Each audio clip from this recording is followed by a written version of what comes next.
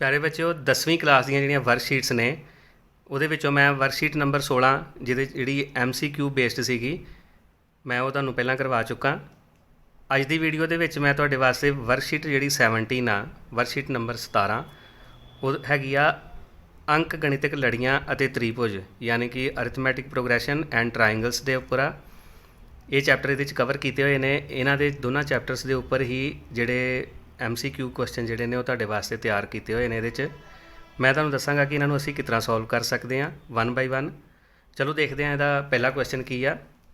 First question ਕੀ ਆ, ਜੇ 6/5 A, 4 AP ਵਿੱਚ ਹਨ ਤਾਂ A ਦਾ ਮੁੱਲ ਹੈ। ਹੁਣ ਥੱਲੇ ਸਾਨੂੰ 4 ਆਪਸ਼ਨਸ ਦਿੱਤੀਆਂ ਨੇ, ਇਹਦੇ 'ਚੋਂ ਅਸੀਂ ਦੇਖਾਂਗੇ ਕਿ A ਦੀ ਵੈਲਿਊ ਕਿੰਨੀ ਹੋਏਗੀ। ਇਸ ਕੁਐਸਚਨ ਦੇ ਵਿੱਚ A ਇੱਕ ਟਰਮ ਆ, ਸੈਕਿੰਡ ਟਰਮ ਦਿੱਤੀ ਹੋਈ ਆ। ਮੈਂ ਚਲੋ ਤੁਹਾਨੂੰ ਕਾਪੀ ਦੇ ਦਾ ਸੋਲੂਸ਼ਨ ਦੱਸਾਂਗਾ ਕਰਕੇ ਕਿ ਕਿਸ ਤਰ੍ਹਾਂ ਸੋਲਵ ਕਰਨਾ ਇਹਨੂੰ। ਦੇਖੋ ਇਫ ਇੰਗਲਿਸ਼ ਮੀਡੀਅਮ ਵਿੱਚ ਸਟੇਟਮੈਂਟ ਕਿਸ ਤਰ੍ਹਾਂ ਦਿੱਤੀ ਹੋਈ ਆ, if 6/5 A, 4 AP are in AP, ਇਹ ਜਿਹੜੀਆਂ ਟਰਮਸ ਨੇ ਇਹ AP ਵਿੱਚ ਨੇ, then the value of A is, ਅਸੀਂ A ਦੀ ਵੈਲਿਊ ਫਾਈਂਡ ਕਰਨੀ ਆ। ਇਹ ਸਾਨੂੰ 4 ਆਪਸ਼ਨਸ ਦਿੱਤੀਆਂ ਨੇ। ਚਲੋ ਦੇਖਦੇ ਹਾਂ ਇਹਦਾ ਸੋਲੂਸ਼ਨ। ਆ ਦੇਖੋ ਬੱਚਿਓ, ਪਹਿਲੇ ਕੁਐਸਚਨ 'ਚ ਸਾਨੂੰ AP ਦੀਆਂ ਪਹਿਲੀਆਂ 3 ਟਰਮਸ ਦਿੱਤੀਆਂ ਨੇ 6/5 A ਅਤੇ 4। ਕਹਿੰਦੇ ਇਹ AP ਵਿੱਚ ਨੇ ਤਾਂ A ਦਾ ਮੁੱਲ ਹੈ। ਹੁਣ A ਬੱਚਿਓ ਇੱਥੇ ਕੀ ਆ, ਇਹਦੇ 'ਚ A ਸੈਕਿੰਡ ਟਰਮ ਦਿੱਤੀ ਹੋਈ ਜੇ। ਜਿਸ ਤਰ੍ਹਾਂ ਅਸੀਂ ਫਸਟ ਟਰਮ ਜਿਹੜੀ ਹੁੰਦੀ ਆ ਉਹਨੂੰ ਅਸੀਂ A ਵੀ ਲਿਖਦੇ ਹਾਂ, ਫਸਟ ਟਰਮ ਨੂੰ A ਅਤੇ A1 ਵੀ।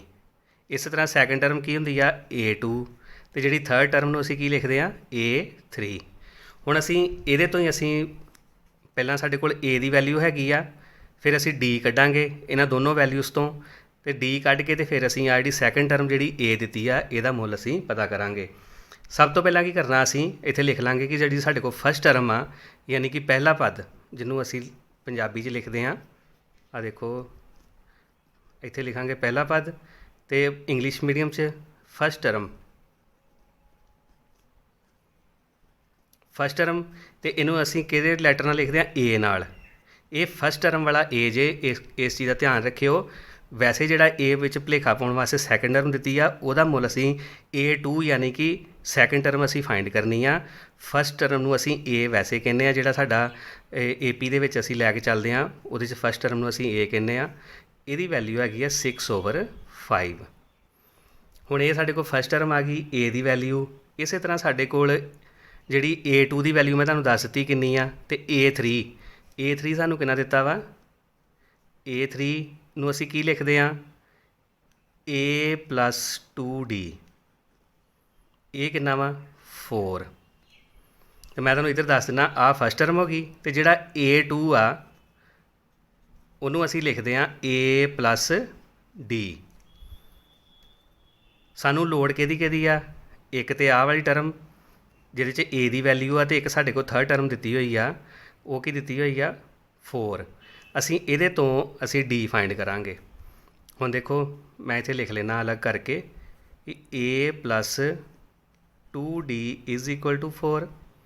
ਸਾਡੇ ਕੋਲ A ਦੀ ਵੈਲਿਊ ਕਿੰਨੀ ਆ 6/5, ਮੈਂ ਇੱਥੇ ਪੁੱਟ ਕਰ ਦਿੰਦਾ 6/5 + 2D = 4। ਹੁਣ 6/5 ਜਿਹੜਾ ਵਾ ਉਹ ਦੂਸਰੀ ਸਾਈਡ 'ਤੇ ਜਾਏਗਾ, ਸਾਈਡ ਚੇਂਜ ਹੋਏਗੀ ਅਤੇ ਪਲੱਸ ਦਾ ਵਾ ਇੱਧਰ ਆ ਕੇ ਮਾਈਨਸ ਦਾ, -6/5। ਇਹਦੇ ਥੱਲੇ 1 ਲਗਾ ਲਓ, LCM ਲਵਾਂਗੇ 5 LCM ਆ ਗਿਆ। ਇਹਦੇ ਨਾਲ ਸਿੱਧੀ ਮਲਟੀਪਲਾਈ 5 4 20, ਇੱਧਰ 6 ਆਏਗਾ ਕਿਉਂਕਿ 5 ਨਾਲ 5 ਕੱਟਿਆ 1 ਆਇਆ, 6 1 6। ਇਹ ਸਾਡੇ ਕੋਲ ਕਿੰਨਾ ਆ ਗਿਆ 2D = 14/5। ਹੁਣ ਇਹ ਵਾਲਾ 2 ਜਿਹੜਾ ਵਾ ਮਲਟੀਪਲਾਈ ਆ D ਦੇ ਨਾਲ, ਇਹ ਡਿਵਾਈਡ ਕਰੇਗਾ ਇਹਨੂੰ, ਅਤੇ ਇਹਦਾ ਕੀ ਬਣ ਜਾਏਗਾ ਇੱਥੇ D = 14 ਆ 2 ਇੱਥੇ ਆ ਜਾਏਗਾ ਨਾਲ ਇਹਦੇ 5 ਦੇ, 2 7 14, ਅਤੇ D ਕਿੰਨਾ ਆ ਗਿਆ 7/5। ਇਹ ਸਾਡੇ ਕੋਲ D ਦੀ ਵੈਲਿਊ ਆ ਗਈ 7/5। ਹੁਣ ਆਹ ਜਿਹੜੀ D ਦੀ ਵੈਲਿਊ 7/5 ਆਈ ਆ, ਇਹਨੂੰ ਅਸੀਂ ਕਿੱਥੇ ਪੁੱਟ ਕਰਾਂਗੇ, ਅਸੀਂ ਕੀ ਫਾਈਂਡ ਕਰਨਾ, ਆ ਦੇਖੋ ਸੈਕਿੰਡ ਟਰਮ ਫਾਈਂਡ ਕਰਨੀ ਆ, ਅਤੇ ਸੈਕਿੰਡ ਟਰਮ ਨੂੰ ਅਸੀਂ ਕੀ ਲਿਖ ਲੈਂਦੇ ਹਾਂ A+D। ਆ ਦੇਖੋ ਹੁਣ ਇੱਥੇ ਸੈਕਿੰਡ ਟਰਮ ਅਸੀਂ A2 ਫਾਈਂਡ ਕਰਨਾ, A2 ਕਿਹਦੇ ਬਰਾਬਰ ਦਿੱਤਾ ਆ A ਦੇ, लेकिन असी इत्थे की लिखना ए प्लस डी जो सैकेंड टर्म का रूल हुंदा। ए प्लस डी ए साढ़े को हैगा 6/5 तो डी साडा आया जे 7/5। 5 इहदा एलसीएम आ गया क्योंकि दोनों डिनोमीनेटर सेम ने, उपर वाली टर्म इस तरह ही प्लस हो जाएगियाँ तो साढ़े को कितना आ गया 13/5। ये साढ़े को किहदा आंसर आया A2 का। A2 यानी कि ए आ जी असी ए फाइंड करना सी, ये साढ़े को सैकेंड टर्म। इत्थे बच्चों ए की जगह तो तुहानूं कुछ भी लिख के दे सकते हैं, XYZ PQ R एनीथिंग। तुसीं ये नहीं ये भुलेखे नहीं रहना कि फस्ट टर्म में भी ए कहते हैं तो इन्होंने इत्थे भी ए दिता वा। इत्थे एक वेरीएबल सिर्फ एक भुलेखा पाउण लई ए दिता वा कि तुहाडे मन च डाउट आ जाए भी पता नहीं इहनूं सॉल्व किस तरह करना वा, अदरवाइज सिंपल आ। इत्थे वेरीएबल का कुछ भी A PQRS any alphabet of English letter तो ये साढ़े कोल वैल्यू कितनी आ गई 13/5। ये इहदा आंसर जे। हुण वर्कशीट के उपर तुसीं देख लो कि वर्कशीट के उपर इहदा की आंसर आ देखो वर्कशीट के उपर 13/5 ऑप्शन नंबर सी ये इहदा आंसर जे, सी ऑप्शन। फस्ट क्वेश्चन हो गया। अगे देखो सैकेंड क्वेश्चन की आ, उहदे भी AP का क्वेश्चन ही आ।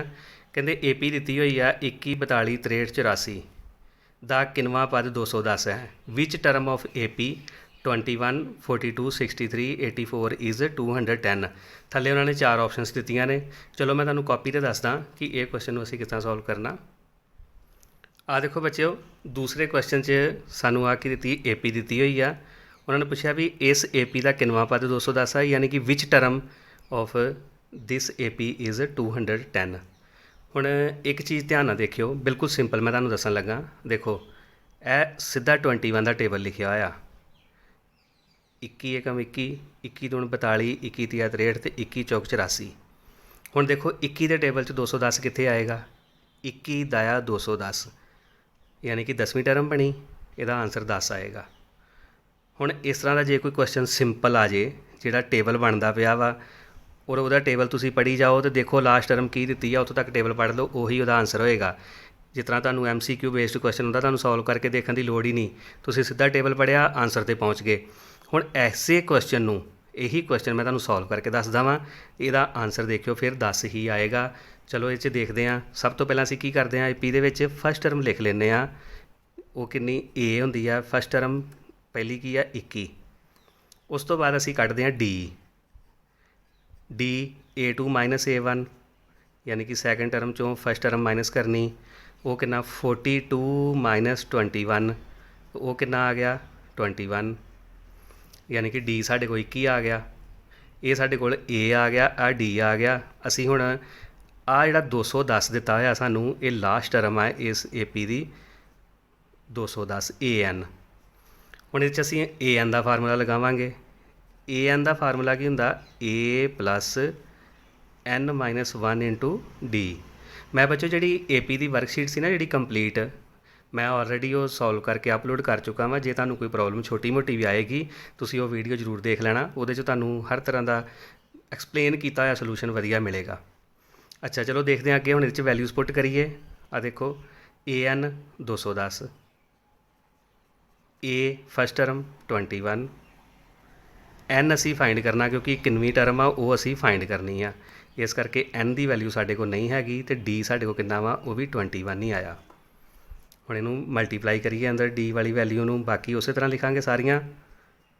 21 नूं N नाल मल्टीप्लाई किया तो की आ गया 21N माइनस 21 नूं 1 नाल मल्टीप्लाई किया तो 21। आ देखो -21 तो +21 कैंसल हो गए, ये दोनों कैंसल हो गए आपस में। बाकी की बचा 210 इधरले साइड ते इधर की बचा 21N। हुण आ 21 जिहड़ा वा 210 नूं डिवाइड करेगा इधर आके, क्योंकि इहदे नाल मल्टीप्लाई आ, इत्थे डिवाइड करेगा इज़ इक्वल टू N। हुण 21 के टेबल च 210 10 नाल आउंदा जे, ते इहदे तो कितनी वैल्यू आ गई N इज़ इक्वल टू 10। आ देखो आंसर वही आया। मैं तुहानूं दस्सिया सी टेबल पढ़ के कई बारी बच्चों क्वेश्चन बड़े सिंपल आउंदे आ, तुसीं उहनूं आराम नाल देख सकते हो भी ये टेबल बन रहा वा, मल्टीप्लाई कर लो टेबल नूं, देख लो कितनी टर्म आ रही है, आंसर। हाँ जो क्वेश्चन कोई डिफरेंट हो टेबल ना बनता हो फिर तुसीं उहदे च अगर N फाइंड करना तो यही फार्मूला लगेगा तुहाडा, लास्ट टर्म लिख लो तो यही फार्मूला जिहड़ा वा उहदे च यूज़ होएगा। ਇਹ ਫਾਰਮੂਲੇ ਨੂੰ ਯਾਦ ਰੱਖਿਓ, ਇਹ AP ਵਿੱਚ ਮੇਨ ਫਾਰਮੂਲਾ ਵਾ। ਇਹ ਸੀਗਾ ਇਹਦਾ ਆਨਸਰ 10। ਹੁਣ ਸ਼ੀਟ ਦੇ ਉੱਪਰ ਦੇਖਦੇ ਹਾਂ ਕਿ ਸੈਕਿੰਡ ਕੁਐਸਚਨ ਦਾ ਆਨਸਰ ਜਿਹੜਾ ਵਾ ਉਹਦੇ ਵਿੱਚ 10 ਹੈਗਾ ਕਿ ਨਹੀਂ ਹੈਗਾ। ਆ ਦੇਖੋ ਸੈਕਿੰਡ ਕੁਐਸਚਨ, ਆ ਦੇਖੋ AP, ਇਹ ਉਹਦਾ 10ਵਾਂ ਪਦ ਸੀਗਾ, ਇਹ ਆਨਸਰ ਆ ਗਿਆ B। ਦੂਸਰੇ ਕੁਐਸਚਨ ਦਾ ਆਨਸਰ ਕੀ ਆ ਗਿਆ B, ਯਾਨੀ ਕਿ 10ਵੀਂ ਟਰਮ। ਉਹਨਾਂ ਨੇ ਪੁੱਛਿਆ ਸੀ which term of the AP is 210, ਉਹ ਕਿੰਨੀ ਹੈਗੀ 10th ਟਰਮ ਜਿਹੜੀ ਆ ਉਹ ਵਾਲੀ ਆ। ਹਾਂਜੀ ਨੈਕਸਟ ਕੁਐਸਚਨ ਦੇਖੋ ਥਰਡ, ਕਹਿੰਦੇ ਇੱਕ AP ਵਿੱਚ ਜੇਕਰ A1 1, AN 20 ਅਤੇ SN 399 ਤਾਂ N ਬਰਾਬਰ ਹੈ। ਅਸੀਂ N ਦੀ ਵੈਲਿਊ ਫਾਈਂਡ ਕਰਨੀ ਹੈ, ਇਹ 'ਚ ਵੀ N ਕਿੰਨਾ ਹੋਏਗਾ।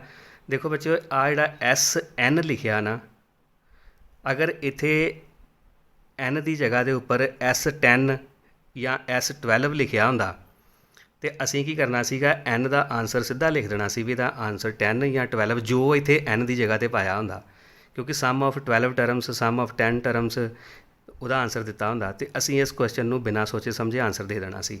ਹੁਣ ਇੱਥੇ SN ਪਾਇਆ ਵਾ, ਆਹ ਲਾਸਟ ਟਰਮ ਦਿੱਤੀ ਆ, ਫਸਟ ਟਰਮ ਦਿੱਤੀ ਆ।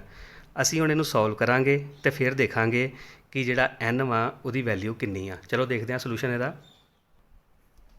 ਆ ਦੇਖੋ ਬੱਚਿਓ ਜਿਹੜਾ ਥਰਡ ਕੁਐਸਚਨ ਵਾ ਉਹਦੇ 'ਚ A1 ਦਿੱਤਾ ਹੋਇਆ 1, AN ਦਿੱਤਾ 20, SN ਦਿੱਤਾ ਵਾ 399 ਤੇ N ਫਾਈਂਡ ਕਰਨਾ। ਅੱਛਾ ਬੱਚਿਓ ਜਦੋਂ ਸਮ ਵਾਲਾ ਕੁਐਸਚਨ ਆ ਜਾਂਦਾ ਨਾ, ਸਾਨੂੰ ਪਤਾ ਕਿ SN ਦੇ ਦੋ ਫਾਰਮੂਲੇ ਨੇ ਸਾਡੇ ਕੋਲ। ਇੱਕ ਫਾਰਮੂਲਾ ਹੈਗਾ ਜੇ SN is equal to N/2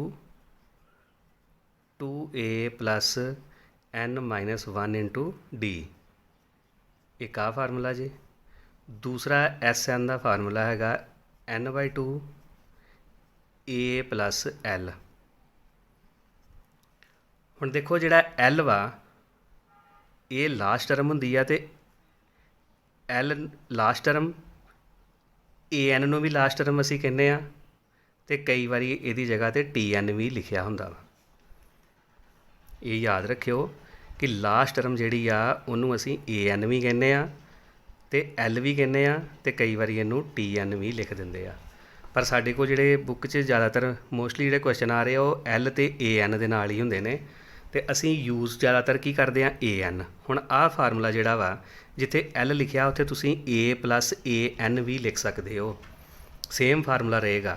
ਹੁਣ ਦੇਖੋ ਜਦੋਂ ਅਸੀਂ ਕੋਈ AP ਦਾ ਇਸ ਤਰ੍ਹਾਂ ਦਾ ਕੁਐਸਚਨ ਸੋਲਵ ਕਰਨਾ ਹੁੰਦਾ ਨਾ, ਸਾਡੇ ਕੋਲ ਕਿਹੜੀ ਕਿਹੜੀ ਟਰਮ ਹੋਣੀ ਚਾਹੀਦੀ ਹੈ। ਦੇਖੋ ਜੇ ਅਸੀਂ SN ਫਾਈਂਡ ਕਰਨਾ ਵਾ, ਸਾਡੇ ਕੋਲ N ਹੋਵੇ ਵੀ ਨੰਬਰ ਆਫ ਟਰਮਸ ਕਿੰਨੀਆਂ ਨੇ, A ਹੋਵੇ ਤੇ ਨਾਲ D ਹੋਵੇ ਤੇ ਫਿਰ ਅਸੀਂ ਸੋਲਵ ਕਰਾਂਗੇ ਤੇ ਜਿਹੜੀ AP ਹੁੰਦੀ ਉਹਦਾ ਸਮ ਆ ਜਾਂਦਾ। ਜੇ AP ਦਾ ਸਮ ਦਿੱਤਾ ਵਾ, ਮੰਨ ਲਓ ਆ ਜਿਸ ਤਰ੍ਹਾਂ ਇਹਦੀ ਵੈਲਿਊ ਸਾਨੂੰ ਦਿੱਤੀ ਹੋਈ 399, ਹੁਣ N ਸਾਡੇ ਕੋਲ ਹੈ ਨਹੀਂ ਹੈ, N ਅਸੀਂ ਫਾਈਂਡ ਕਰਨਾ। ਫਿਰ ਸਾਡੇ ਕੋਲ A ਹੈਗਾ ਵਾ 1 ਲੇਕਿਨ D ਨਹੀਂ ਹੈਗਾ। ਹੁਣ ਦੋ ਚੀਜ਼ਾਂ ਨਾ ਹੋਣ ਤੇ ਫਿਰ ਅਸੀਂ ਸੋਲਵ ਨਹੀਂ ਕਰ ਸਕਦੇ ਕੁਐਸਚਨ ਨੂੰ, ਕਿਉਂਕਿ ਉੱਥੇ ਪ੍ਰੋਬਲਮ ਆਉਂਦੀ ਆ, ਕਿਉਂਕਿ ਦੋ ਇਕੁਏਸ਼ਨਾਂ ਬਣਾਉਣੀਆਂ, ਫਿਰ ਉਹ ਕਿਸ ਤਰ੍ਹਾਂ ਬਣਾਵਾਂਗੇ, ਫਿਰ ਸਵਾਲ ਜਿਹੜਾ ਕੰਪਲੀਕੇਟਡ ਬਣਦਾ ਜਾਂਦਾ ਉਹ। ਲੇਕਿਨ ਆਹ ਦੇਖੋ ਸਾਡੇ ਕੋਲ ਜਿਹੜਾ SN ਦਾ ਦੂਸਰਾ ਫਾਰਮੂਲਾ ਵਾ, ਮੈਂ N ਦੀ ਵੈਲਿਊ ਫਾਈਂਡ ਕਰਨੀ ਆ, ਮੇਰੇ ਕੋਲ A ਵੀ ਹੈਗਾ।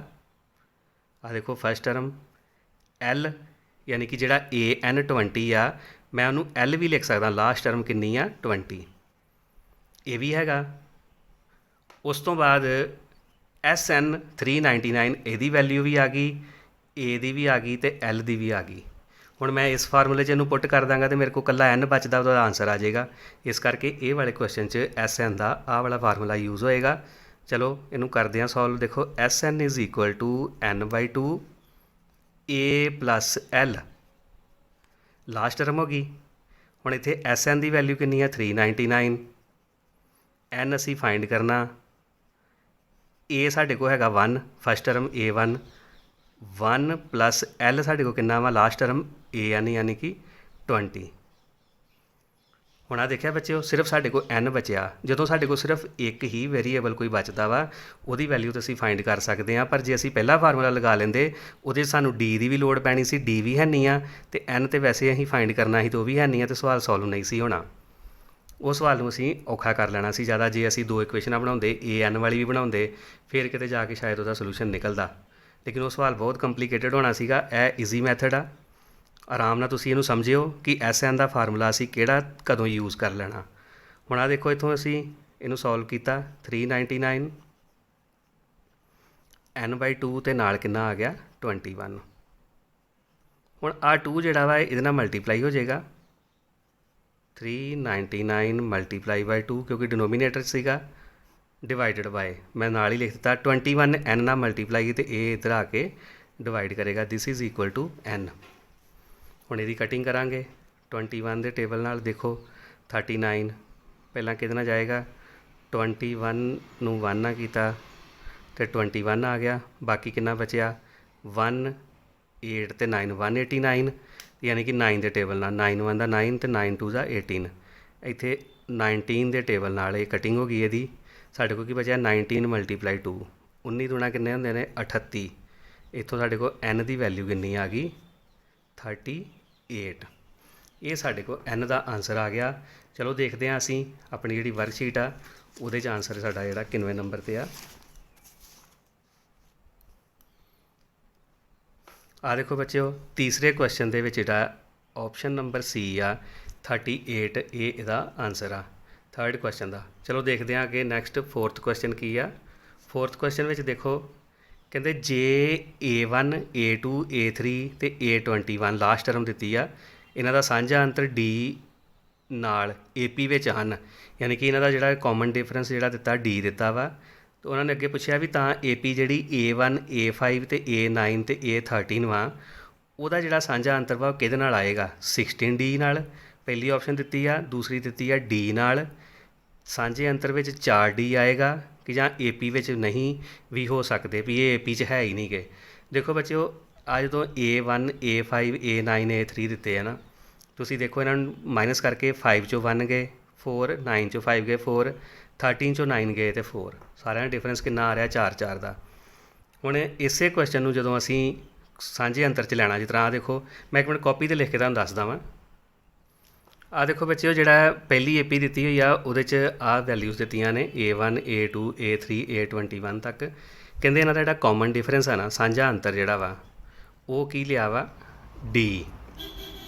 ਹੁਣ ਦੇਖੋ D ਕਿਸ ਤਰ੍ਹਾਂ 2 1 1 3 2 1 ਸਾਰਿਆਂ ਦਾ ਡਿਫਰੈਂਸ ਕਿੰਨਾ ਆ ਰਿਹਾ 1 1 ਦਾ ਤੇ ਜਦੋਂ ਇਹਦਾ ਸਾਂਝਾ ਅੰਤਰ ਕੱਢਿਆ ਤਾਂ ਉਹਨੂੰ ਅਸੀਂ ਕੀ ਲਿਖ ਲਿਆ 1D।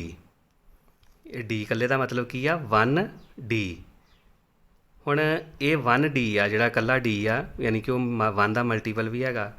ਹੁਣ ਜਦੋਂ ਅਸੀਂ ਇਹਨੂੰ ਇਹਦੇ 'ਚ ਦੇਖਦੇ ਹਾਂ ਦੂਸਰੀ AP ਦੇ ਵਿੱਚ ਇਹਦੇ 'ਚ 5 1 ਕਿੰਨਾ ਆਇਆ 4 9 5 ਉਹ ਵੀ 4 13 9 4 ਸਾਰਿਆਂ ਦਾ ਡਿਫਰੈਂਸ 4 ਆ ਰਿਹਾ। ਇਟ ਮੀਨਸ ਦਿਸ ਆ ਜਿਹੜੀਆਂ ਟਰਮਸ ਦਿੱਤੀਆਂ ਨੇ these are in AP therefore the common difference ਇਹਦਾ ਡਿਫਰੈਂਸ ਹੁਣ ਕਿਹੜੇ ਡਿਫਰੈਂਸ ਨਾਲ ਆਏਗਾ 4 ਦੇ ਡਿਫਰੈਂਸ ਨਾਲ ਤੇ ਇਹਦਾ ਮਤਲਬ ਕਿ ਇਹਦਾ ਜਿਹੜਾ ਕਾਮਨ ਡਿਫਰੈਂਸ ਹੋਏਗਾ ਉਹਨੂੰ ਅਸੀਂ ਕੀ ਲਿਖਾਂਗੇ 4D ਯਾਨੀ ਕਿ ਉਹਦੇ 'ਚ ਡਿਫਰੈਂਸ ਸਾਰਿਆਂ 'ਚ 4 4 ਦਾ ਹੋਏਗਾ। ਇਹਦਾ ਸਾਂਝਾ ਅੰਤਰ 4 ਬਣਿਆ ਇਹਨਾਂ ਦਾ 1 ਬਣਿਆ ਸੀ ਉਹਨੂੰ 1D ਪਾ ਲਿਆ ਇਹਨਾਂ ਦਾ ਕਾਮਨ ਡਿਫਰੈਂਸ 4 ਆ ਰਿਹਾ ਇਹਨੂੰ ਅਸੀਂ 4D ਪਾਵਾਂਗੇ। ਔਰ ਸਾਡੀ ਜਿਹੜੀ ਵਰਕਸ਼ੀਟ ਆ ਉਹਦੇ 'ਚ ਦੇਖੋ ਬੱਚਿਓ ਆ ਜਿਹੜਾ ਸਾਡਾ ਚੌਥਾ ਕੁਐਸਚਨ ਆ ਇਹਦਾ ਆਨਸਰ 4D ਵਾਲਾ ਕਿੰਨਵਾਂ ਵਾ ਥਰਡ ਆਪਸ਼ਨ ਜਿਹੜੀ C ਆਪਸ਼ਨ ਵਾ ਸਾਂਝੇ ਅੰਤਰ 4D ਨਾਲ AP ਵਿੱਚ ਹੋਣਗੇ ਇਹੀ ਇਹਦਾ ਆਨਸਰ ਆ। ਇੰਗਲਿਸ਼ ਮੀਡੀਅਮ ਦੇ ਵਿੱਚ ਇਹਦਾ ਆਨਸਰ ਆ ਦੇਖੋ ਥੱਲੇ ਲਿਖਿਆ must be in AP with common difference 4D C option this is the answer of the question number 4।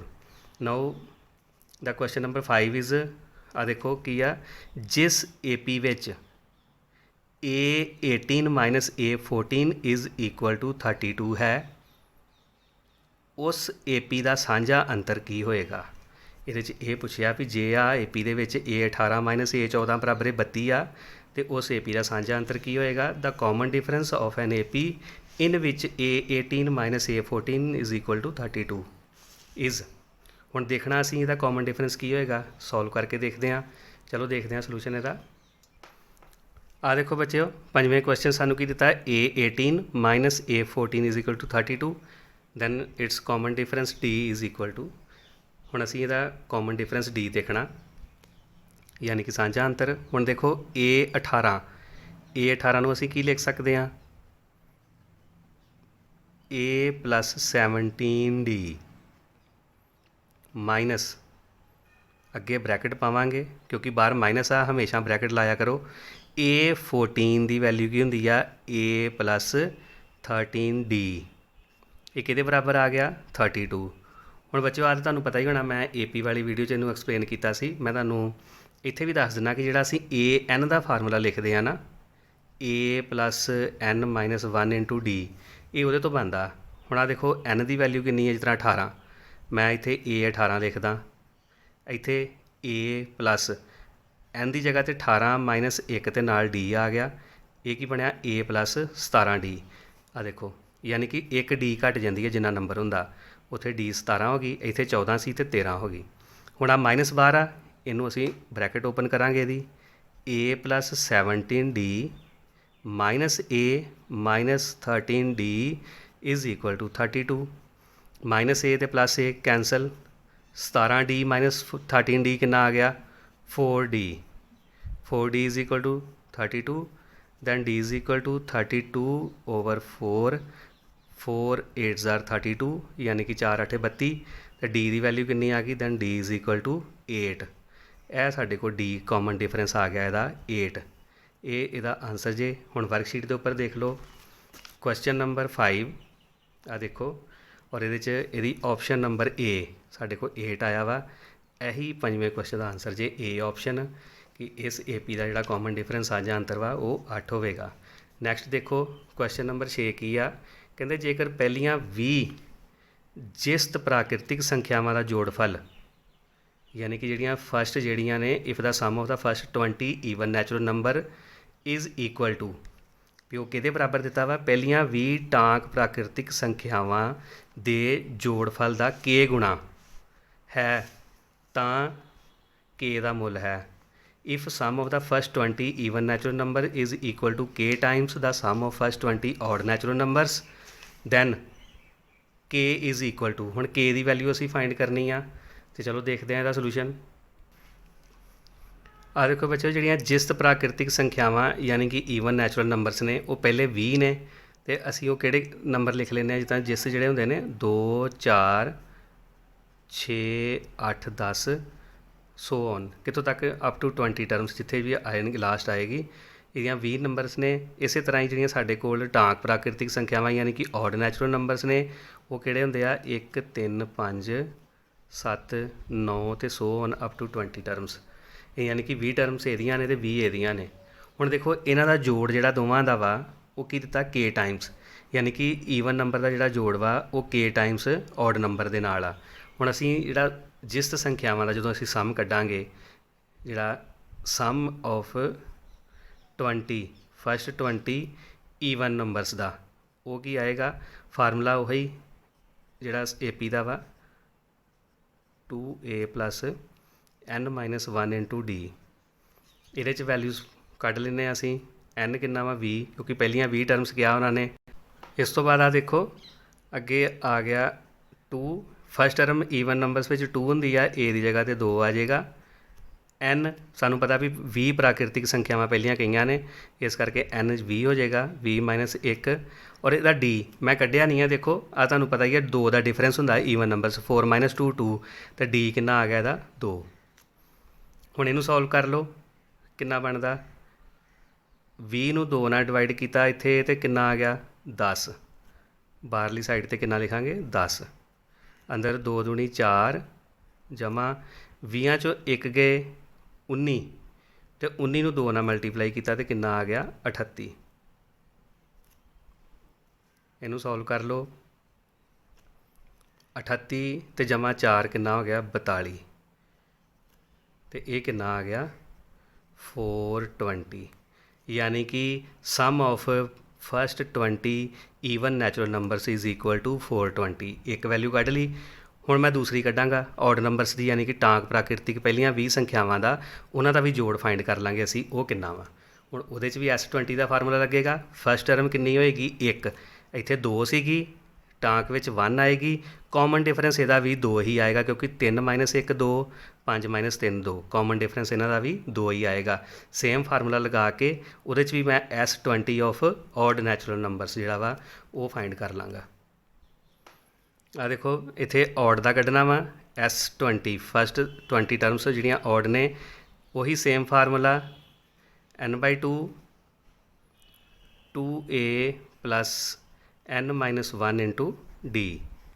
ਹੁਣ ਔਡ ਦੇ ਵਿੱਚ ਸੇਮ 20 ਟਰਮਸ ਸੀ ਉਹਨਾਂ ਲਈਆਂ ਸੀਗੀਆਂ, n 20 ਆ ਜਾਏਗਾ, ਆ 2a ਯਾਨੀ ਕਿ ਫਸਟ ਟਰਮ ਔਡ ਦੀ 1 ਹੁੰਦੀ ਆ ਔਡ ਨੰਬਰਸ ਦੀ। ਇੱਥੇ ਕਿੰਨਾ ਆ ਜਾਏਗਾ 20 minus 1 multiply d, common difference ਮੈਂ ਤੁਹਾਨੂੰ ਦੱਸਿਆ ਸੀ ਇਹਦਾ ਵੀ 2 ਹੀ ਆਉਣਾ ਵਾ, ਅਤੇ ਇਹ 2 ਆ ਗਿਆ। ਇਹਨੂੰ ਸੋਲਵ ਕੀਤਾ, ਇੱਥੇ 10 ਆ ਗਿਆ ਕਿਉਂਕਿ 2 10 ਆ 20।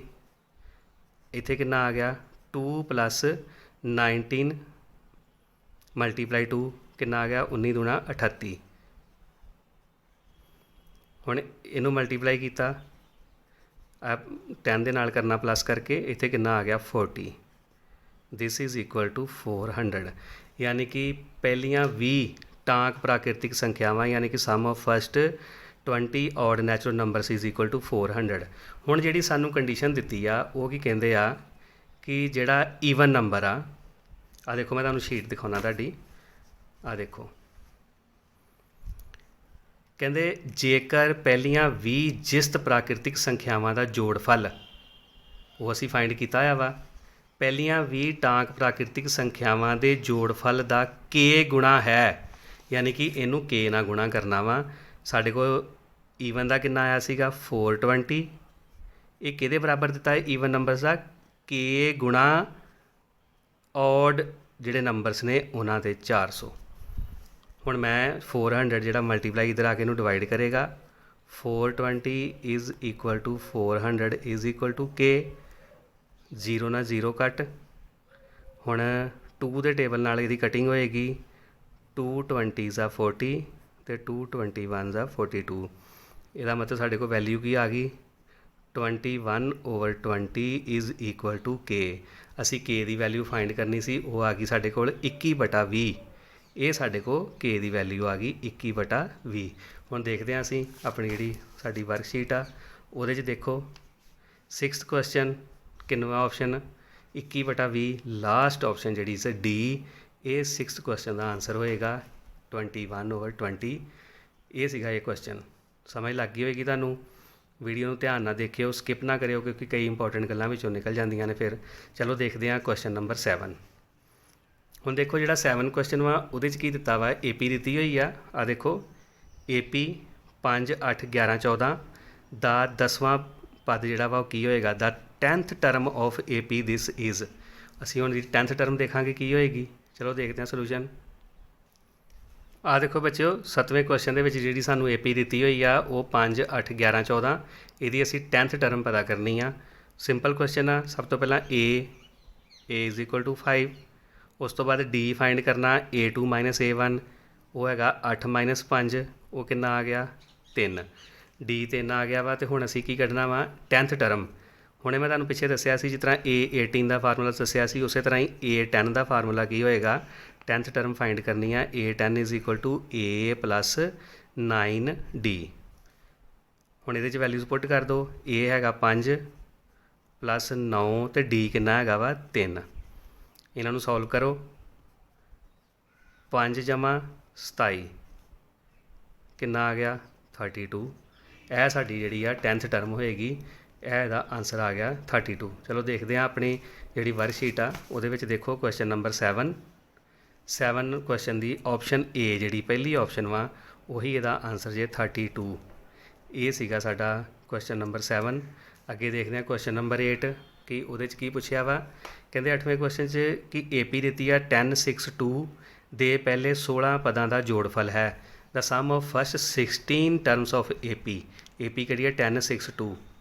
ਹੁਣ ਦੇਖੋ ਇਹਨੂੰ ਸੋਲਵ ਕਰਕੇ ਦੇਖਾਂਗੇ ਕਿ ਇਹਦਾ ਜਿਹੜਾ ਸਮ ਕਿੰਨਾ ਆਏਗਾ। ਦੇਖੋ ਬੱਚਿਓ ਜਿਹੜਾ 8ਵਾਂ ਕੁਐਸਚਨ ਵਾ ਉਹਦੇ 'ਚ AP ਦਿੱਤੀ ਹੋਈ ਆ, ਇਹਦੇ ਪਹਿਲੇ 16 ਪਦਾਂ ਦਾ ਜੋੜਫਲ ਪਤਾ ਕਰਨਾ। ਹੁਣ ਇਹ 'ਚ ਸਾਡੇ ਕੋਲ ਲਾਸਟ ਟਰਮ ਨਹੀਂ ਹੈਗੀ। ਮੈਂ ਅੱਗੇ ਤੁਹਾਨੂੰ ਇੱਕ ਕੁਐਸਚਨ ਕਰਾਇਆ ਸੀ ਨਾ ਜਿਸ 'ਚ ਲਾਸਟ ਟਰਮ ਵਾਲਾ ਫਾਰਮੂਲਾ ਲੱਗਣਾ ਸੀਗਾ। ਹੁਣ ਇਹਦੇ 'ਚ ਲਾਸਟ ਟਰਮ ਨਹੀਂ ਹੈਗੀ, 16ਵਾਂ ਪਦ ਸਾਨੂੰ ਦੱਸਿਆ ਹੋਇਆ ਵਾ ਵੀ 16 ਪਦਾਂ ਦਾ ਅਸੀਂ ਜਿਹੜਾ ਵਾ ਉਹ ਜੋੜਫਲ ਪਤਾ ਕਰਨਾ ਵਾ, ਯਾਨੀ ਕਿ n ਦਿੱਤਾ ਹੋਇਆ ਵਾ। ਸਾਡੇ ਕੋਲ ਜਿਹੜਾ SN ਦਾ ਫਾਰਮੂਲਾ ਸੀ ਮੈਂ ਤੁਹਾਨੂੰ ਦੱਸਦਾ ਕਿਹੜਾ ਲੱਗੇਗਾ। ਪਹਿਲਾਂ ਅਸੀਂ ਫਸਟ ਟਰਮ ਦੇਖ ਲਈਏ ਕੀ ਆ, A ਇਜ਼ ਇਕੁਅਲ ਟੂ 10, ਫਿਰ D ਫਾਈਂਡ ਕਰ ਲਓ 6 ਮਾਈਨਸ 10 ਕਿਉਂਕਿ A2 ਮਾਈਨਸ A1 ਅਤੇ 6 ਮਾਈਨਸ 10 ਮਾਈਨਸ 4 ਇਹ ਆ ਗਿਆ। ਅਤੇ ਸਾਨੂੰ n ਕਿੰਨਾ ਦਿੱਤਾ ਹੋਇਆ ਵਾ, n ਦਿੱਤਾ 16, ਯਾਨੀ ਕਿ ਫਸਟ 16 ਟਰਮਸ ਦਾ ਅਸੀਂ ਫਾਈਂਡ ਕਰਨਾ ਸਮ। ਅਸੀਂ ਐਸ ਐਨ ਦਾ ਫਾਰਮੂਲਾ ਲਗਾਵਾਂਗੇ n/2 2a plus n minus 1 into D. ਹੁਣ ਇਹਦੇ 'ਚ ਵੈਲਿਊਜ਼ ਪੁੱਟ ਕਰੋ। n ਕਿੰਨਾ ਸਾਡੇ ਕੋਲ 16, ਫਸਟ 16 ਟਰਮਸ ਦਾ ਲੈਣਾ, s 16 16/2 2 a ਕਿੰਨਾ 10 ਪਲੱਸ n ਅਸੀਂ 16 ਲਿਖਣਾ ਇੱਥੇ -1 ਮਲਟੀਪਲਾਈ ਡੀ ਕਿੰਨਾ ਆ ਸਾਡਾ -4। ਇਹਨੂੰ ਬ੍ਰੈਕਟ 'ਚ ਲਿਖਿਓ ਕਿਉਂਕਿ ਮਲਟੀਪਲਾਈ ਕਰਾਂਗੇ ਸਾਈਨ ਚੇਂਜ ਹੋਣਾ। ਹੁਣ ਦੇਖੋ ਐਟ 2 8 16 2 8 ਜਾਂ 16। ਉਸ ਤੋਂ ਬਾਅਦ ਇੱਥੇ ਮਲਟੀਪਲਾਈ ਕਰ ਦਿਓ 2 10 are 20 ਪਲੱਸ 16 ਮਾਈਨਸ 1 15। ਇੱਥੇ ਲਿਖ ਲਓ ਪਹਿਲਾਂ 15 ਮਲਟੀਪਲਾਈ -4।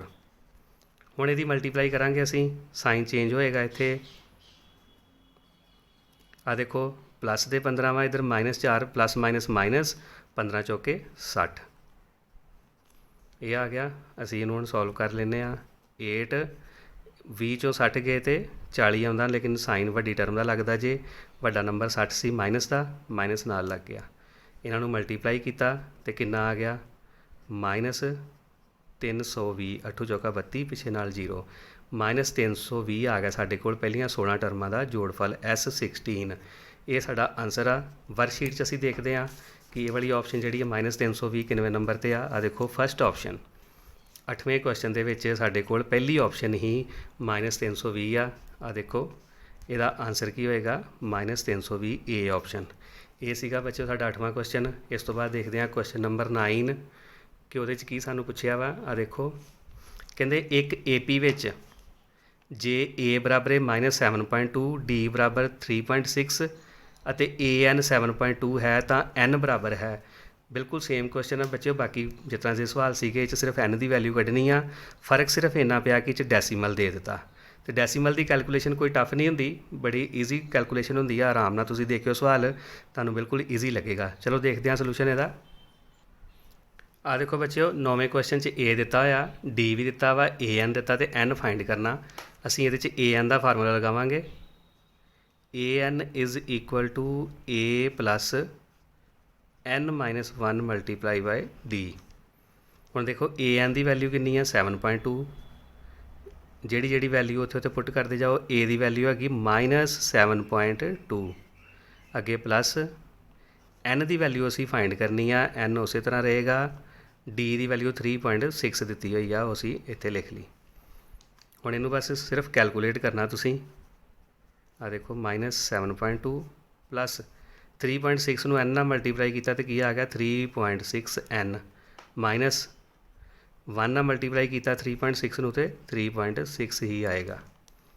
ਹੁਣ ਦੇਖੋ ਇਹ ਮਾਈਨਸ ਦਾ ਤੇ ਇਹ ਮਾਈਨਸ ਦਾ, ਇਹਨਾਂ ਦੋਨਾਂ ਨੂੰ ਅਸੀਂ ਕੀ ਕਰਾਂਗੇ ਮਾਈਨਸ ਮਾਈਨਸ ਪਲੱਸ ਹੋ ਜਾਂਦੇ ਆ ਤੇ 7.2 ਤੇ 3.6 ਪਲੱਸ ਕੀਤਾ ਤੇ ਕਿੰਨਾ ਆ ਗਿਆ 10.8। ਇਹਨਾਂ ਦੋਨਾਂ ਦੀ ਵੈਲਿਊ ਕਿੰਨੀ ਆ ਗਈ 10.8। ਅਸੀਂ ਲਿਖ ਲਾਂਗੇ ਇੱਧਰ 7.2 ਇਜ਼ ਇਕੁਅਲ ਟੂ -10.8। ਦੋਨੋਂ ਕਿਉਂਕਿ ਮਾਈਨਸ ਦੇ ਆ ਇਸ ਕਰਕੇ ਸਾਈਨ ਵੱਡੀ ਟਰਮ ਦਾ ਵੀ ਵੈਸੇ ਲੱਗਦਾ। ਉਹੀ ਰੂਲ ਨਾਲ ਦੇਖ ਲਓ ਤੇ ਵੱਡੀ ਟਰਮ ਦਾ ਸਾਈਨ ਆ ਗਿਆ ਪਲੱਸ 3.6 n। ਹੁਣ ਇਹ ਮਾਈਨਸ ਦੀ ਟਰਮ ਇੱਧਰ ਆ ਕੇ ਪਲੱਸ ਹੋ ਜਾਏਗੀ। ਇਹ ਬਣ ਜਾਏਗਾ 7.2 ਪਲੱਸ 10.8 ਇਜ਼ ਇਕੁਅਲ ਟੂ 3.6 ਨਾਲ n। ਹੁਣ ਇਹਨਾਂ ਨੂੰ ਪਲੱਸ ਕਰ ਲਓ। ਆ ਦੇਖੋ 10.8 ਵਿੱਚ 7.2 ਪਲੱਸ ਕਰਨੇ ਆ, ਇੱਥੇ ਪਲੱਸ ਕਰ ਲਓ 0 7 ਤੇ 1 8 ਕਿੰਨਾ ਆ ਗਿਆ 18। ਇਹਨਾਂ ਨੂੰ ਪਲੱਸ ਕੀਤਾ ਤੇ ਇੱਥੇ ਲਿਖ ਲਓ 18 ਇਜ਼ ਇਕੁਅਲ ਟੂ 3.6 ਨਾਲ n। ਹੁਣ ਆ ਦੇਖੋ ਇੱਧਰੋਂ 18/3.6 ਬਰਾਬਰ n। ਇਹਨੂੰ ਅਸੀਂ ਹੁਣ ਡਿਵਾਈਡ ਕਰਨਾ ਵਾ। ਜੇ ਤਾਂ ਤੁਸੀਂ ਇਸ ਤਰ੍ਹਾਂ ਕਰ ਸਕਦੇ ਹੋ ਤੇ ਠੀਕ ਆ, ਜੇ ਨਹੀਂ ਕਰ ਸਕਦੇ ਤਾਂ ਡੈਸੀਮਲ ਹਟਾ ਲਓ ਪਹਿਲਾਂ।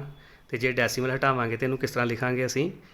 ਆ ਦੇਖੋ 18/36/10 ਬਰਾਬਰ n। ਤੇ ਇਹਨੂੰ ਅਸੀਂ ਕਿਸ ਤਰ੍ਹਾਂ ਲਿਖ ਸਕਦੇ ਹਾਂ n ਬਰਾਬਰ 18, ਜਿਹੜਾ 10 ਵਾ ਉੱਪਰ ਚੱਲ ਜਾਏਗਾ, 36 ਇੱਥੇ ਰਹਿ ਜਾਏਗਾ। ਆ ਦੇਖੋ 18 ਏਕਮ 18 ਤੇ 18 ਦੂਣਾ 36 ਤੇ 2 ਏਕਮ 2 ਤੇ 2 5 10 ਤੇ n ਦੀ ਵੈਲਿਊ ਕਿੰਨੀ ਆ ਗਈ 5। ਯਾਨੀ ਕਿ ਆਹ ਸਾਡੇ ਕੋਲ ਆਨਸਰ ਆ ਗਿਆ n ਦਾ। ਹੁਣ ਬੱਚਿਆਂ ਨੂੰ ਕੈਲਕੂਲੇਸ਼ਨ ਕਰਨ ਦੇ ਅਲੱਗ-ਅਲੱਗ ਤਰੀਕੇ ਆ। ਦੇਖੋ ਮੈਂ ਤੁਹਾਨੂੰ ਜਿਸ ਤਰ੍ਹਾਂ ਪਿਛਲੇ ਸਵਾਲ ਕਰਾਏ ਸੀ ਬ੍ਰੈਕਟ ਓਪਨ ਕਰਕੇ ਉਸ ਤਰ੍ਹਾਂ ਕਰਵਾ ਦਿੱਤਾ। ਤੁਸੀਂ ਇਸੇ ਕੁਐਸਚਨ ਨੂੰ ਕੀ ਕਰਨਾ ਵਾ, ਆ ਦੇਖੋ -7.2 ਸੀ, ਇਹਨੇ ਇੱਧਰ ਆ ਕੇ ਪਲੱਸ ਦਾ ਹੋ ਜਾਣਾ ਸੀ ਸਿੱਧਾ ਹੀ। ਤੁਸੀਂ ਆ ਮਲਟੀਪਲਾਈ ਨਾ ਵੀ ਕਰਦੇ, ਇਹਨਾਂ ਨੂੰ ਪਲੱਸ ਕਰਕੇ ਅਤੇ 3.6 ਨਾਲ ਸਿੱਧੀ ਡਿਵਾਈਡ ਕਰ ਦਿੰਦੇ, ਉਸ ਤੋਂ ਬਾਅਦ ਵਿੱਚੋਂ -1 ਕਰ ਦਿੰਦੇ ਤਾਂ ਆਨਸਰ ਤਾਂ ਵੀ ਆਉਣਾ ਸੀਗਾ। ਮਤਲਬ ਬ੍ਰੈਕਟ ਨਾ ਖੋਲਦੇ। ਤੇ ਜੇ ਤੁਸੀਂ ਉਸ ਤਰ੍ਹਾਂ ਕਰਕੇ ਵੀ ਪ੍ਰੈਕਟਿਸ ਕਰਨੀ ਚਾਹੋਗੇ ਤਾਂ ਕਰ ਸਕਦੇ ਹੋ, ਨਹੀਂ ਤਾਂ ਆਹ ਵਾਲੀ ਕੈਲਕੂਲੇਸ਼ਨ ਤੁਹਾਨੂੰ ਮੈਂ ਕਰਵਾ ਦਿੱਤੀ ਆ। ਮੈਂ ਇਸ ਕਰਕੇ ਕਰਵਾਈ ਜਿਸ ਤਰ੍ਹਾਂ ਮੈਂ ਬਾਕੀ ਸਮ ਕਰਵਾਏ ਸੀ, ਬਿਲਕੁਲ ਸੇਮ ਉਸੇ ਤਰ੍ਹਾਂ ਹੀ। n ਦੀ ਵੈਲਿਊ 5 ਆਈ ਆ, ਅਤੇ ਅਸੀਂ ਦੇਖਦੇ ਹਾਂ ਆਪਣੀ ਜਿਹੜੀ ਵਰਕਸ਼ੀਟ ਦੇ ਵਿੱਚ ਆ ਦੇਖੋ ਕੁਐਸਚਨ ਨੰਬਰ 9 ਔਰ ਉਹਦਾ ਕਿੰਨਵੀਂ ਆਪਸ਼ਨ ਜਿਹੜੀ ਆ ਉਹ n ਦੀ ਵੈਲਿਊ ਜਿਹੜੀ 5 ਦਿੱਤੀ ਆ, ਆਪਸ਼ਨ ਨੰਬਰ D ਇਹਦਾ ਆਨਸਰ ਆ ਗਿਆ 5। ਇਹ ਸੀਗਾ ਬੱਚਿਓ ਸਾਡਾ ਕੁਐਸਚਨ ਨੰਬਰ 9। ਅੱਗੇ ਦੇਖੋ ਕੁਐਸਚਨ ਨੰਬਰ 10। AP ਜਿਹੜੀ ਦਿੱਤੀ ਹੋਈ ਆ ਉਹਦੇ 'ਚ ਕੀ ਕਹਿੰਦੇ ਕਰਨ ਵਾਸਤੇ। ਆ ਦੇਖੋ AP ਦਿੱਤੀ ਹੋਈ ਹੈ ਸਾਨੂੰ 10ਵੇਂ ਕੁਐਸਚਨ 'ਚ 8 3 -2 ਕਹਿੰਦੇ ਇਸ ਦਾ nਵਾਂ ਪਦ ਯਾਨੀ ਕਿ nth ਟਰਮ ਅਸੀਂ ਫਾਈਂਡ ਕਰਨੀ ਆ। ਦਾ nth term of AP this is. ਹੁਣ ਆ ਦੇਖੋ ਥੱਲੇ ਆਪਸ਼ਨਸ ਦਿੱਤੀਆਂ ਹੋਈਆਂ 4, ਅਸੀਂ ਸੋਲਵ ਕਰਕੇ ਦੇਖਦੇ ਹਾਂ ਕਿ ਇਹਦੀ nth ਟਰਮ ਕੀ ਆਏਗੀ। ਅਤੇ nth ਟਰਮ ਦਾ ਫਾਰਮੂਲਾ ਤੁਹਾਨੂੰ ਪਤਾ ਹੀ ਆ, ਜਿਹੜਾ an ਵਾਲਾ ਫਾਰਮੂਲਾ ਅਸੀਂ ਉਹੀ ਫਾਰਮੂਲਾ ਲਗਾਉਣਾ ਵਾ ਅਤੇ AP 'ਚੋਂ ਵੈਲਿਊਜ਼ ਪੁੱਟ ਕਰ ਦੇਣੀਆਂ ਨੇ। ਚਲੋ ਦੇਖਦੇ ਹਾਂ ਸੋਲੂਸ਼ਨ। ਆ ਦੇਖੋ ਬੱਚਿਓ ਆ AP ਦਿੱਤੀ ਆ, ਅਸੀਂ ਇਹਦੀ nth ਟਰਮ ਫਾਈਂਡ ਕਰਨੀ ਆ। ਸਭ ਤੋਂ ਪਹਿਲਾਂ ਤਾਂ ਅਸੀਂ ਉਹੀ ਟਰਮਸ ਜਿਸ ਤਰ੍ਹਾਂ ਲਿਖਦੇ ਹਾਂ। ਫਸਟ ਟਰਮ A 8, D ਜਿਹੜੀ A2 -A1 ਯਾਨੀ ਕਿ 3 -8 is equal to -5। nth term ਕੱਢਣੀ ਆ ਸਾਡੇ ਕੋਲ, ਤੇ ਫਾਰਮੂਲਾ ਕੀ ਆ AN is equal to A + n - 1 into D। ਹੁਣ ਇਹਦੇ 'ਚ ਵੈਲਿਊਜ਼ ਪੁੱਟ ਕਰ ਦਿਓ। ਫਸਟ ਟਰਮ 8 ਆ ਗਈ, n ਦੀ ਸਾਡੇ ਕੋਲ ਕੋਈ ਵੈਲਿਊ ਨਹੀਂ, n - 1 ਉਸੇ ਤਰ੍ਹਾਂ ਹੀ, ਅਤੇ D ਦੀ ਵੈਲਿਊ ਕਿੰਨੀ ਆ -5। ਇਹਨੂੰ ਬ੍ਰੈਕਟ 'ਚ ਲਿਖਾਂਗੇ। ਆ ਦੇਖੋ ਹੁਣ ਇਹਨੂੰ ਸੋਲਵ ਕਰ ਲਓ। 8 ਪਲੱਸ ਇੱਥੇ ਆ ਗਿਆ 8 ਪਲੱਸ, ਹੁਣ ਇਹਨੂੰ -5 ਨੂੰ n ਦੇ ਨਾਲ ਮਲਟੀਪਲਾਈ ਕੀਤਾ ਅਤੇ ਕਿੰਨਾ ਆ ਗਿਆ -5n, ਅਤੇ ਇਹਨੂੰ 1 ਨਾਲ ਕੀਤਾ ਅਤੇ +5। ਹੁਣ ਅਸੀਂ ਆਹ ਬ੍ਰੈਕਟ ਓਪਨ ਕਰਾਂਗੇ। 8 - 5n ਕਿਉਂਕਿ ਪਲੱਸ ਨਾਲ ਮਾਈਨਸ ਮਲਟੀਪਲਾਈ ਕੀਤਾ ਤਾਂ ਮਾਈਨਸ +++ ਹੀ ਰਹੇਗਾ, ਇੱਥੇ 5 ਆ ਗਿਆ। ਅਤੇ ਸਾਡੇ ਕੋਲ ਕਿੰਨਾ ਆ ਗਿਆ ਆਨਸਰ 8 + 5 13 - 5n, ਯਾਨੀ ਕਿ nth ਟਰਮ ਇਹਦੀ ਕਿਹੜੀ ਆ ਗਈ 13 - 5n ਆਨਸਰ ਇਹਦਾ। ਅਤੇ ਦੇਖਦੇ ਹਾਂ ਵਰਕਸ਼ੀਟ ਦੇ ਵਿੱਚ 10ਵੇਂ ਕੁਐਸਚਨ ਦਾ ਆਨਸਰ ਕਿੰਨਾ ਦਿੱਤਾ ਹੋਇਆ ਵਾ। ਆ ਦੇਖੋ ਸਾਡੇ ਕੋਲ ਕੀ ਆਨਸਰ ਆਇਆ ਸੀਗਾ 13 - 5n। ਆ ਦੇਖੋ 13 - 5n ਜਿਹੜਾ ਵਾ ਆਪਸ਼ਨ C 10ਵੇਂ ਕੁਐਸਚਨ ਦਾ ਆਨਸਰ ਜਿਹੜਾ ਵਾ ਆਪਸ਼ਨ C 13 - 5n ਇਹਦਾ ਆਨਸਰ ਆ ਗਿਆ। ਅੱਗੇ ਦੇਖੋ ਕੁਐਸਚਨ ਨੰਬਰ ਜਿਹੜਾ 11ਵਾਂ ਵਾ, ਕਹਿੰਦੇ ਜੇਕਰ ਸੰਖਿਆਵਾਂ 2 7 ਅਤੇ k+4 AP ਵਿੱਚ ਹਨ ਤਾਂ k ਦਾ ਮੁੱਲ ਹੋਵੇਗਾ। ਹੁਣ ਅਸੀਂ ਇਹ 'ਚ k ਦੀ ਵੈਲਿਊ ਫਾਈਂਡ ਕਰਨੀ ਆ। If the numbers 2 7 and k+4 are in AP then the value of k is. ਹੁਣ ਚਲੋ ਦੇਖਦੇ ਹਾਂ ਇਹਦਾ ਵੀ ਸੋਲੂਸ਼ਨ। ਆ ਦੇਖੋ ਬੱਚਿਓ ਮੈਂ ਇਸ ਤਰ੍ਹਾਂ ਦਾ ਇੱਕ ਕੁਐਸਚਨ ਤੁਹਾਨੂੰ ਪਹਿਲਾਂ ਵੀ ਕਰਵਾਇਆ ਸੀਗਾ ਕਿ ਜਿਹਦੇ ਵਿੱਚ ਸਾਨੂੰ ਜਿਹੜਾ ਪਹਿਲਾ ਹੀ ਕੁਐਸਚਨ ਸੀ ਜਿਸ 'ਚ A ਦਿੱਤਾ ਹੋਇਆ ਸੀ, ਹੁਣ ਇਹ 'ਚ K ਦੇ ਦਿੱਤਾ, ਉਸ ਤਰ੍ਹਾਂ ਦਾ ਹੀ ਕੁਐਸਚਨ ਆ ਗਿਆ ਸੇਮ। ਹੁਣ ਤੁਹਾਨੂੰ ਪਤਾ ਹੀ ਆ ਕਿ ਫਸਟ ਟਰਮ ਇਹਦੇ 'ਚ A ਦੀ ਵੈਲਿਊ ਕਿੰਨੀ ਆ A ਇਜ਼ ਇਕੁਅਲ ਟੂ 2। ਅਸੀਂ D ਵੀ ਫਾਈਂਡ ਕਰ ਲਾਂਗੇ। D ਕਿੰਨਾ 7 - 2 ਯਾਨੀ ਕਿ A2 - A1, D ਕਿੰਨਾ ਆ ਗਿਆ 5। ਹੁਣ ਆਹ ਸਾਡੇ ਕੋਲ ਪਹਿਲੀ ਵੈਲਿਊ ਜਿਹੜੀ ਹੈਗੀ ਆ ਉਹ ਹੈਗੀ ਆ A1 ਦੀ, ਦੂਸਰੀ A2 ਦੀ ਅਤੇ ਤੀਸਰੀ A3 ਦੀ। ਹੁਣ ਅਸੀਂ A3 ਦੇਖਣਾ ਵਾ ਕਿੰਨਾ ਹੋਏਗਾ। k+4 ਦਾ ਅਸੀਂ K ਦੀ ਵੈਲਿਊ ਦੇਖਾਂਗੇ ਕਿ ਕਿੰਨੀ ਆਏਗੀ।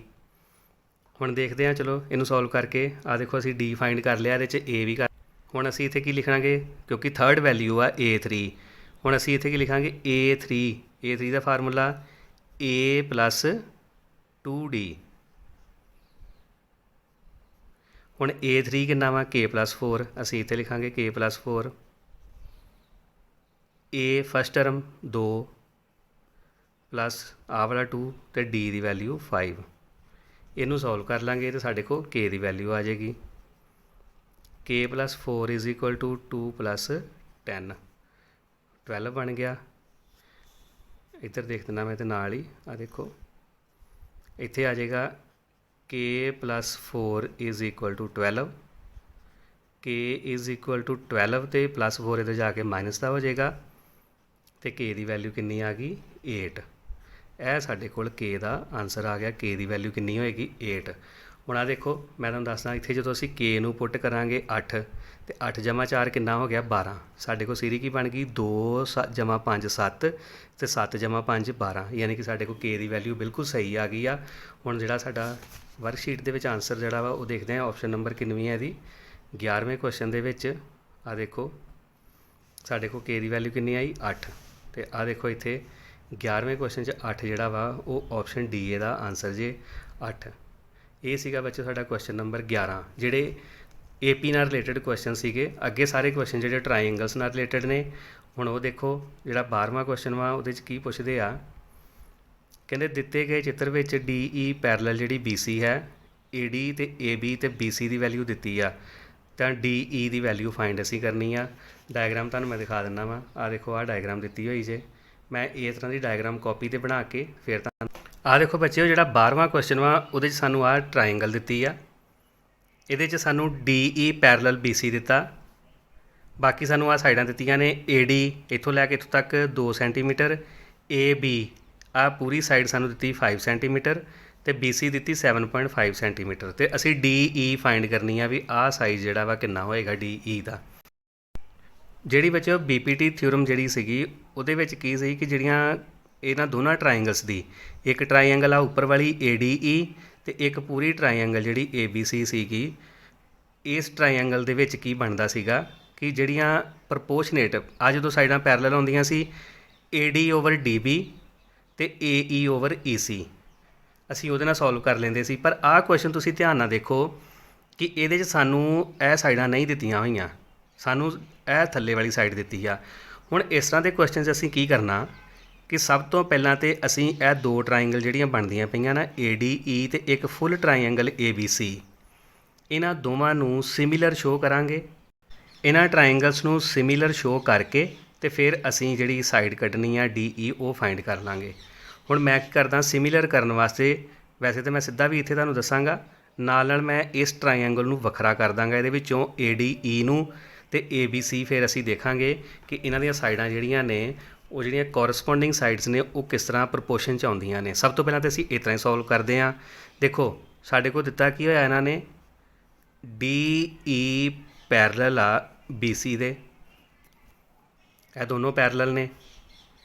ਜਿਹੜਾ ਆਹ ਐਂਗਲ ਆ ਐਂਗਲ ਏ ਡੀ ਈ ਅਤੇ ਆਹ ਐਂਗਲ ਏ ਬੀ ਸੀ, ਇਹ ਦੋਨੋਂ ਐਂਗਲ ਜਿਹੜੇ ਨੇ ਬਰਾਬਰ ਹੋਣਗੇ। ਕਿਉਂਕਿ ਇਹ ਸੰਗਤ ਕੋਣ ਨੇ, ਯਾਨੀ ਕਿ ਕੋਰਸਪੋਂਡਿੰਗ ਐਂਗਲਸ ਨੇ। ਤਾਂ ਸਾਨੂੰ ਪਤਾ ਕਿ ਦੋ ਸਮਾਂਤਰ ਰੇਖਾਵਾਂ ਦੇ ਵਿੱਚ ਜਿਹੜੀ ਇੱਕ ਕਾਟਵੀਂ ਰੇਖਾ ਹੁੰਦੀ ਆ ਉਹਦੇ ਨਾਲ ਜਿਹੜੇ ਆ ਕੋਣ ਬਣਦੇ ਨੇ ਇਹ ਸੰਗਤ ਕੋਣ ਹੁੰਦੇ ਆ, ਯਾਨੀ ਕੋਰਸਪੋਂਡਿੰਗ ਐਂਗਲਸ। ਅਸੀਂ ਸਭ ਤੋਂ ਪਹਿਲੀ ਕੰਡੀਸ਼ਨ ਇਹ ਲਿਖਾਂਗੇ, ਆ ਦੇਖੋ angle A D E is equal to angle A B C. ਇੱਧਰ ਕੰਡੀਸ਼ਨ ਦੇ ਦਾਂਗੇ ਕਿਹੜੀ ਸੰਗਤ ਕੋਣ, ਸੰਗਤ ਕੋਣ ਅਤੇ ਇੰਗਲਿਸ਼ ਵਿੱਚ ਕੋਰਸਪੋਂਡਿੰਗ ਐਂਗਲਸ। ਕੋਰਸਪੋਂਡਿੰਗ ਐਂਗਲਸ ਇਹ ਕੰਡੀਸ਼ਨ ਲਿਖ ਦਿੱਤੀ ਮੈਂ ਇੱਥੇ। ਹੁਣ ਦੇਖੋ ਸਾਡੇ ਕੋਲ ਆ ਇੱਕ ਐਂਗਲ ਆ ਗਿਆ ਇੱਥੇ ਬਰਾਬਰ। ਹੁਣ ਆਹ ਐਂਗਲ ਦੇਖੋ ਇਹ ਕਿਹਦੇ ਬਰਾਬਰ ਆਏਗਾ, ਇਸ ਐਂਗਲ ਦੇ। ਹੁਣ ਇਹ ਵੀ ਸੇਮ ਕੰਡੀਸ਼ਨ ਕੋਰਸਪੋਂਡਿੰਗ ਵਾਲੀ, ਅਤੇ ਇੱਥੇ ਅਸੀਂ ਕੀ ਲਿਖਾਂਗੇ ਐਂਗਲ ਏ ਈ ਅਤੇ ਡੀ। ਆ ਦੇਖੋ ਏ ਈ ਅਤੇ ਡੀ ਇਹ ਕਿਹੜੇ ਐਂਗਲ ਦੇ ਬਰਾਬਰ ਆ, ਐਂਗਲ ਏ ਸੀ ਬੀ। ਇੱਥੇ ਮੈਂ ਐਂਗਲ ਏ ਸੀ ਬੀ ਲਿਖ ਲਿਆ।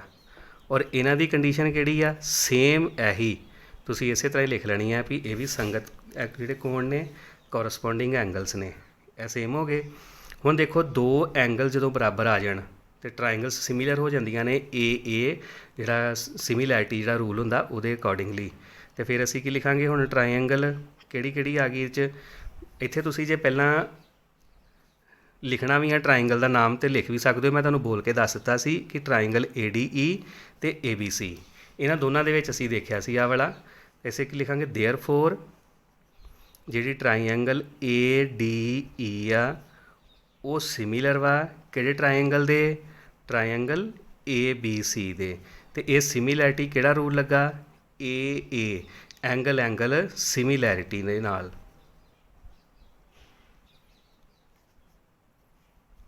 ਸਿਮਿਲੈਰਿਟੀ ਏ ਸਮਰੂਪਤਾ। ਇੱਥੇ ਤੁਸੀਂ ਪੰਜਾਬੀ 'ਚ ਕੀ ਲਿਖੋਗੇ? ਸਮਰੂਪਤਾ। ਕਿਹੜਾ ਰੂਲ? ਐਂਗਲ ਵਾਲਾ। ਹੁਣ ਜਦੋਂ ਦੋ ਟਰਾਇੰਗਲਸ ਜਿਹੜੀਆਂ ਨੇ ਸਿਮਿਲਰ ਹੋ ਜਾਣ ਅਤੇ ਉਹਨਾਂ ਦੇ ਜਿਹੜੇ ਕੋਰਸਪੋਂਡਿੰਗ ਪਾਰਟਸ ਜਿਹੜੇ ਹੁੰਦੇ ਨੇ ਪ੍ਰਪੋਰਸ਼ਨ 'ਚ ਆ ਜਾਂਦੇ ਨੇ। ਹੁਣ ਦੇਖੋ ਮੈਂ ਟਰਾਇੰਗਲ ਇੱਥੇ ਇੱਕ ਵੱਖਰੀ ਕਰ ਦਿੰਦਾ ਤੁਹਾਨੂੰ। ਆਹ ਦੇਖੋ, ਇਹ ਜਿਹੜੀ ਟਰਾਇੰਗਲ ADE ਆ ਮੈਂ ਵੱਖਰੀ ਕਰ ਦਿੱਤੀ। ਹੁਣ ਤੁਸੀਂ ਥੋੜ੍ਹੀ ਦੇਰ ਲਈ ਦੇਖੋ ਕਿ ADE ਜਿਹੜੀ ਇਸ ਤਰ੍ਹਾਂ ਕਰਕੇ ਐਂਗਲ ਬਣਿਆ ਹੋਇਆ, ਅਤੇ ਆਹ ਪੂਰੀ ਟਰਾਇੰਗਲ ABC ਆ। ਇਹਨਾਂ ਦੇ ਕੋਰਸਪੋਂਡਿੰਗ ਪਾਰਟ ਕਿਹੜੇ ਪ੍ਰਪੋਰਸ਼ਨ 'ਚ ਆਉਣਗੇ? AD ਓਵਰ ਇਹਦੀ ਆ ਸਾਈਡ AB। ਅਸੀਂ ਇਹ ਲਿਖਾਂਗੇ। ਪਹਿਲੀ ਸਾਈਡ ਕਿਹੜੀ ਆ ਗਈ? AD over AB। ਕਿਹਦੇ ਇਕੁਅਲ ਆ? ਹੋਰ ਕਿਹੜੀ ਸਾਈਡ ਜਿਹੜੀ ਇਕੁਅਲ ਆਏਗੀ? ਆ ਦੇਖੋ DE, ਆਹ ਵਾਲੀ ਸਾਈਡ DE ਓਵਰ BC। ਇਹ ਵੀ ਪ੍ਰਪੋਰਸ਼ਨ 'ਚ ਆ ਜਾਣਗੀਆਂ। ਇਹ ਵਾਲੀਆਂ ਜਿਹੜੀਆਂ ਪ੍ਰਪੋਰਸ਼ਨ ਸਾਈਡ ਇਹਦੀਆਂ ਇਕੁਅਲ ਹੋ ਗਈਆਂ, ਯਾਨੀ ਕਿ ਕੀ ਆ ਗਈ? DE over BC। ਇਸੇ ਤਰ੍ਹਾਂ ਹੀ ਜਿਹੜੀ ਤੀਸਰੀ ਸਾਈਡ ਬਚੀ ਆ AE ਓਵਰ AC। ਇਹ ਇੱਥੇ ਲਿਖ ਲਾਂਗੇ ਅਸੀਂ AE ਓਵਰ AC। ਹੁਣ ਦੇਖੋ ਜਿਹੜੀਆਂ ਵੈਲਿਊਜ਼ ਦਿੱਤੀਆਂ ਨੇ ਉਹ ਸਾਡੇ ਕੋਲ ਜਿਹੜੀ ਜਿਹਦੀ ਵੈਲਿਊ ਹੈਗੀ ਆ ਉਹਦੇ 'ਚ ਅਸੀਂ ਪੁੱਟ ਕਰਕੇ ਅਤੇ ਇਹਨੂੰ ਸੋਲਵ ਕਰਕੇ ਅਸੀਂ ਆਨਸਰ ਫਾਈਂਡ ਕਰ ਲਾਂਗੇ। ਆਹ ਦੇਖੋ ਸਾਡੇ ਕੋਲ AD ਦੀ ਵੈਲਿਊ ਆ ਉੱਪਰ, ਅਤੇ AB ਦੀ ਆ, ਅਤੇ ਇੱਕ BC ਦੀ ਆ, ਅਤੇ ਉਹ ਸਾਡੇ ਕੋਲ ਇਹਦੇ ਵਿੱਚ ਨੇ AD, AB ਅਤੇ BC। ਅਤੇ DE ਅਸੀਂ ਫਾਈਂਡ ਕਰਨਾ। ਅਸੀਂ ਪਹਿਲੀਆਂ ਦੋ ਕੰਡੀਸ਼ਨਸ ਲੈ ਲਾਂਗੇ ਅਤੇ ਅਸੀਂ ਇਹਨੂੰ ਸੋਲਵ ਕਰ ਲਾਂਗੇ। ਦੇਖੋ AD ਦੀ ਵੈਲਿਊ ਕਿੰਨੀ ਆ? 2, ਅਤੇ AB ਦੀ ਕਿੰਨੀ ਆ? 5। DE ਅਸੀਂ ਫਾਈਂਡ ਕਰਨਾ ਵਾ, ਅਤੇ BC ਹੈਗਾ ਜੇ 7.5। ਹੁਣ ਇਹਨੂੰ ਸੋਲਵ ਕਰ ਲਓ। ਇਹਨੂੰ ਇੱਧਰ ਕ੍ਰੋਸ ਮਲਟੀਪਲਾਈ ਕਰ ਦਾਂਗੇ। ਮੈਂ ਇੱਥੇ ਲਿਖ ਦਿੰਦਾ 2 × 7.5 over 5 is equal to DE। ਇਹ ਆ ਗਿਆ ਸਾਡੇ ਕੋਲ। ਹੁਣ ਇਹਨੂੰ ਇਹਦੇ ਨਾਲ ਮਲਟੀਪਲਾਈ ਕੀਤਾ 7.5 ਨੂੰ 2 ਨਾਲ, ਅਤੇ ਸਾਡੇ ਕੋਲ ਕੀ ਆ ਜਾਏਗਾ? 15.0 ਯਾਨੀ ਕਿ 15, ਯਾਨੀ ਕਿ 7.5 ਨੂੰ 2 ਵਾਰੀ ਕੀਤਾ ਅਤੇ 15 ਬਣ ਜਾਂਦਾ।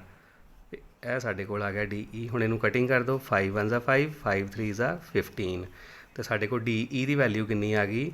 3 ਇਜ਼ ਇਕੁਅਲ ਟੂ DE। ਜਾਂ ਇਹਨੂੰ ਅਸੀਂ ਕੀ ਲਿਖ ਸਕਦੇ ਹਾਂ? DE is equal to 3। DE ਦੀ ਵੈਲਿਊ ਸਾਡੇ ਕੋਲ 3 ਆ ਗਈ। ਇਹ ਸਾਡਾ ਆਨਸਰ ਆ। ਅਸੀਂ ਦੇਖਦੇ ਹਾਂ ਆਪਣੀ ਵਰਕਸ਼ੀਟ ਜਿਹੜੀ ਆ ਉਹਦੇ ਵਿੱਚ DE ਦਾ ਆਨਸਰ ਜਿਹੜਾ 3 ਉਹ ਕਿੰਨੇ ਨੰਬਰ 'ਤੇ ਦਿੱਤਾ ਹੋਇਆ ਵਾ। ਆਹ ਦੇਖੋ ਬੱਚਿਓ, DE ਦਾ ਆਨਸਰ ਜਿਹੜਾ ਅਸੀਂ ਫਾਈਂਡ ਕਰਨਾ ਸੀਗਾ ਉਹ 3 ਸੈਂਟੀਮੀਟਰ ਆ। ਆਪਸ਼ਨ C ਇਹਦਾ ਆਨਸਰ ਹੋਏਗਾ 3 ਸੈਂਟੀਮੀਟਰ। ਇਸ ਤੋਂ ਬਾਅਦ ਦੇਖੋ ਕੁਐਸਚਨ ਨੰਬਰ 13। 13ਵਾਂ ਕੁਐਸਚਨ ਸਾਨੂੰ ਕੀ ਗਿਵਨ ਹੈਗਾ ਵਾ?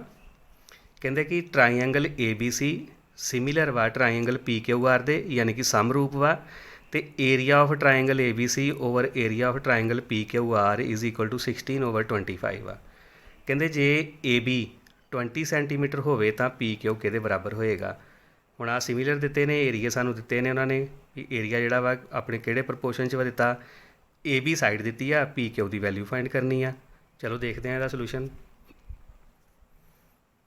ਆਹ ਦੇਖੋ ਬੱਚਿਓ, ਦੋ ਟਰਾਇੰਗਲਸ ABC ਅਤੇ PQR, ਇਹਨਾਂ ਦੀਆਂ ਸਾਈਡਸ ਸਾਨੂੰ ਪਤਾ ਵਾ ਜਦੋਂ ਸਿਮਿਲਰ ਹੋ ਜਾਣ ਟਰਾਇੰਗਲਸ ਦੋਨੋਂ, ਅਤੇ ਇਹਨਾਂ ਦੀਆਂ ਜਿਹੜੀਆਂ ਕੋਰਸਪੋਂਡਿੰਗ ਸਾਈਡਸ ਹੁੰਦੀਆਂ ਨੇ ਉਹ ਪ੍ਰਪੋਰਸ਼ਨ 'ਚ ਆ ਜਾਂਦੀਆਂ ਨੇ, ਔਰ ਇਹਨਾਂ ਦੇ ਜਿਹੜੇ ਏਰੀਏ ਨੇ ਉਹ ਕੋਰਸਪੋਂਡਿੰਗ ਸਾਈਡਸ ਦੇ ਜਿਹੜਾ ਪ੍ਰਪੋਰਸ਼ਨ 'ਚ ਆਉਂਦੇ ਨੇ ਉਹਨਾਂ ਦੇ ਸਕੇਅਰ ਦੇ ਬਰਾਬਰ ਹੁੰਦਾ।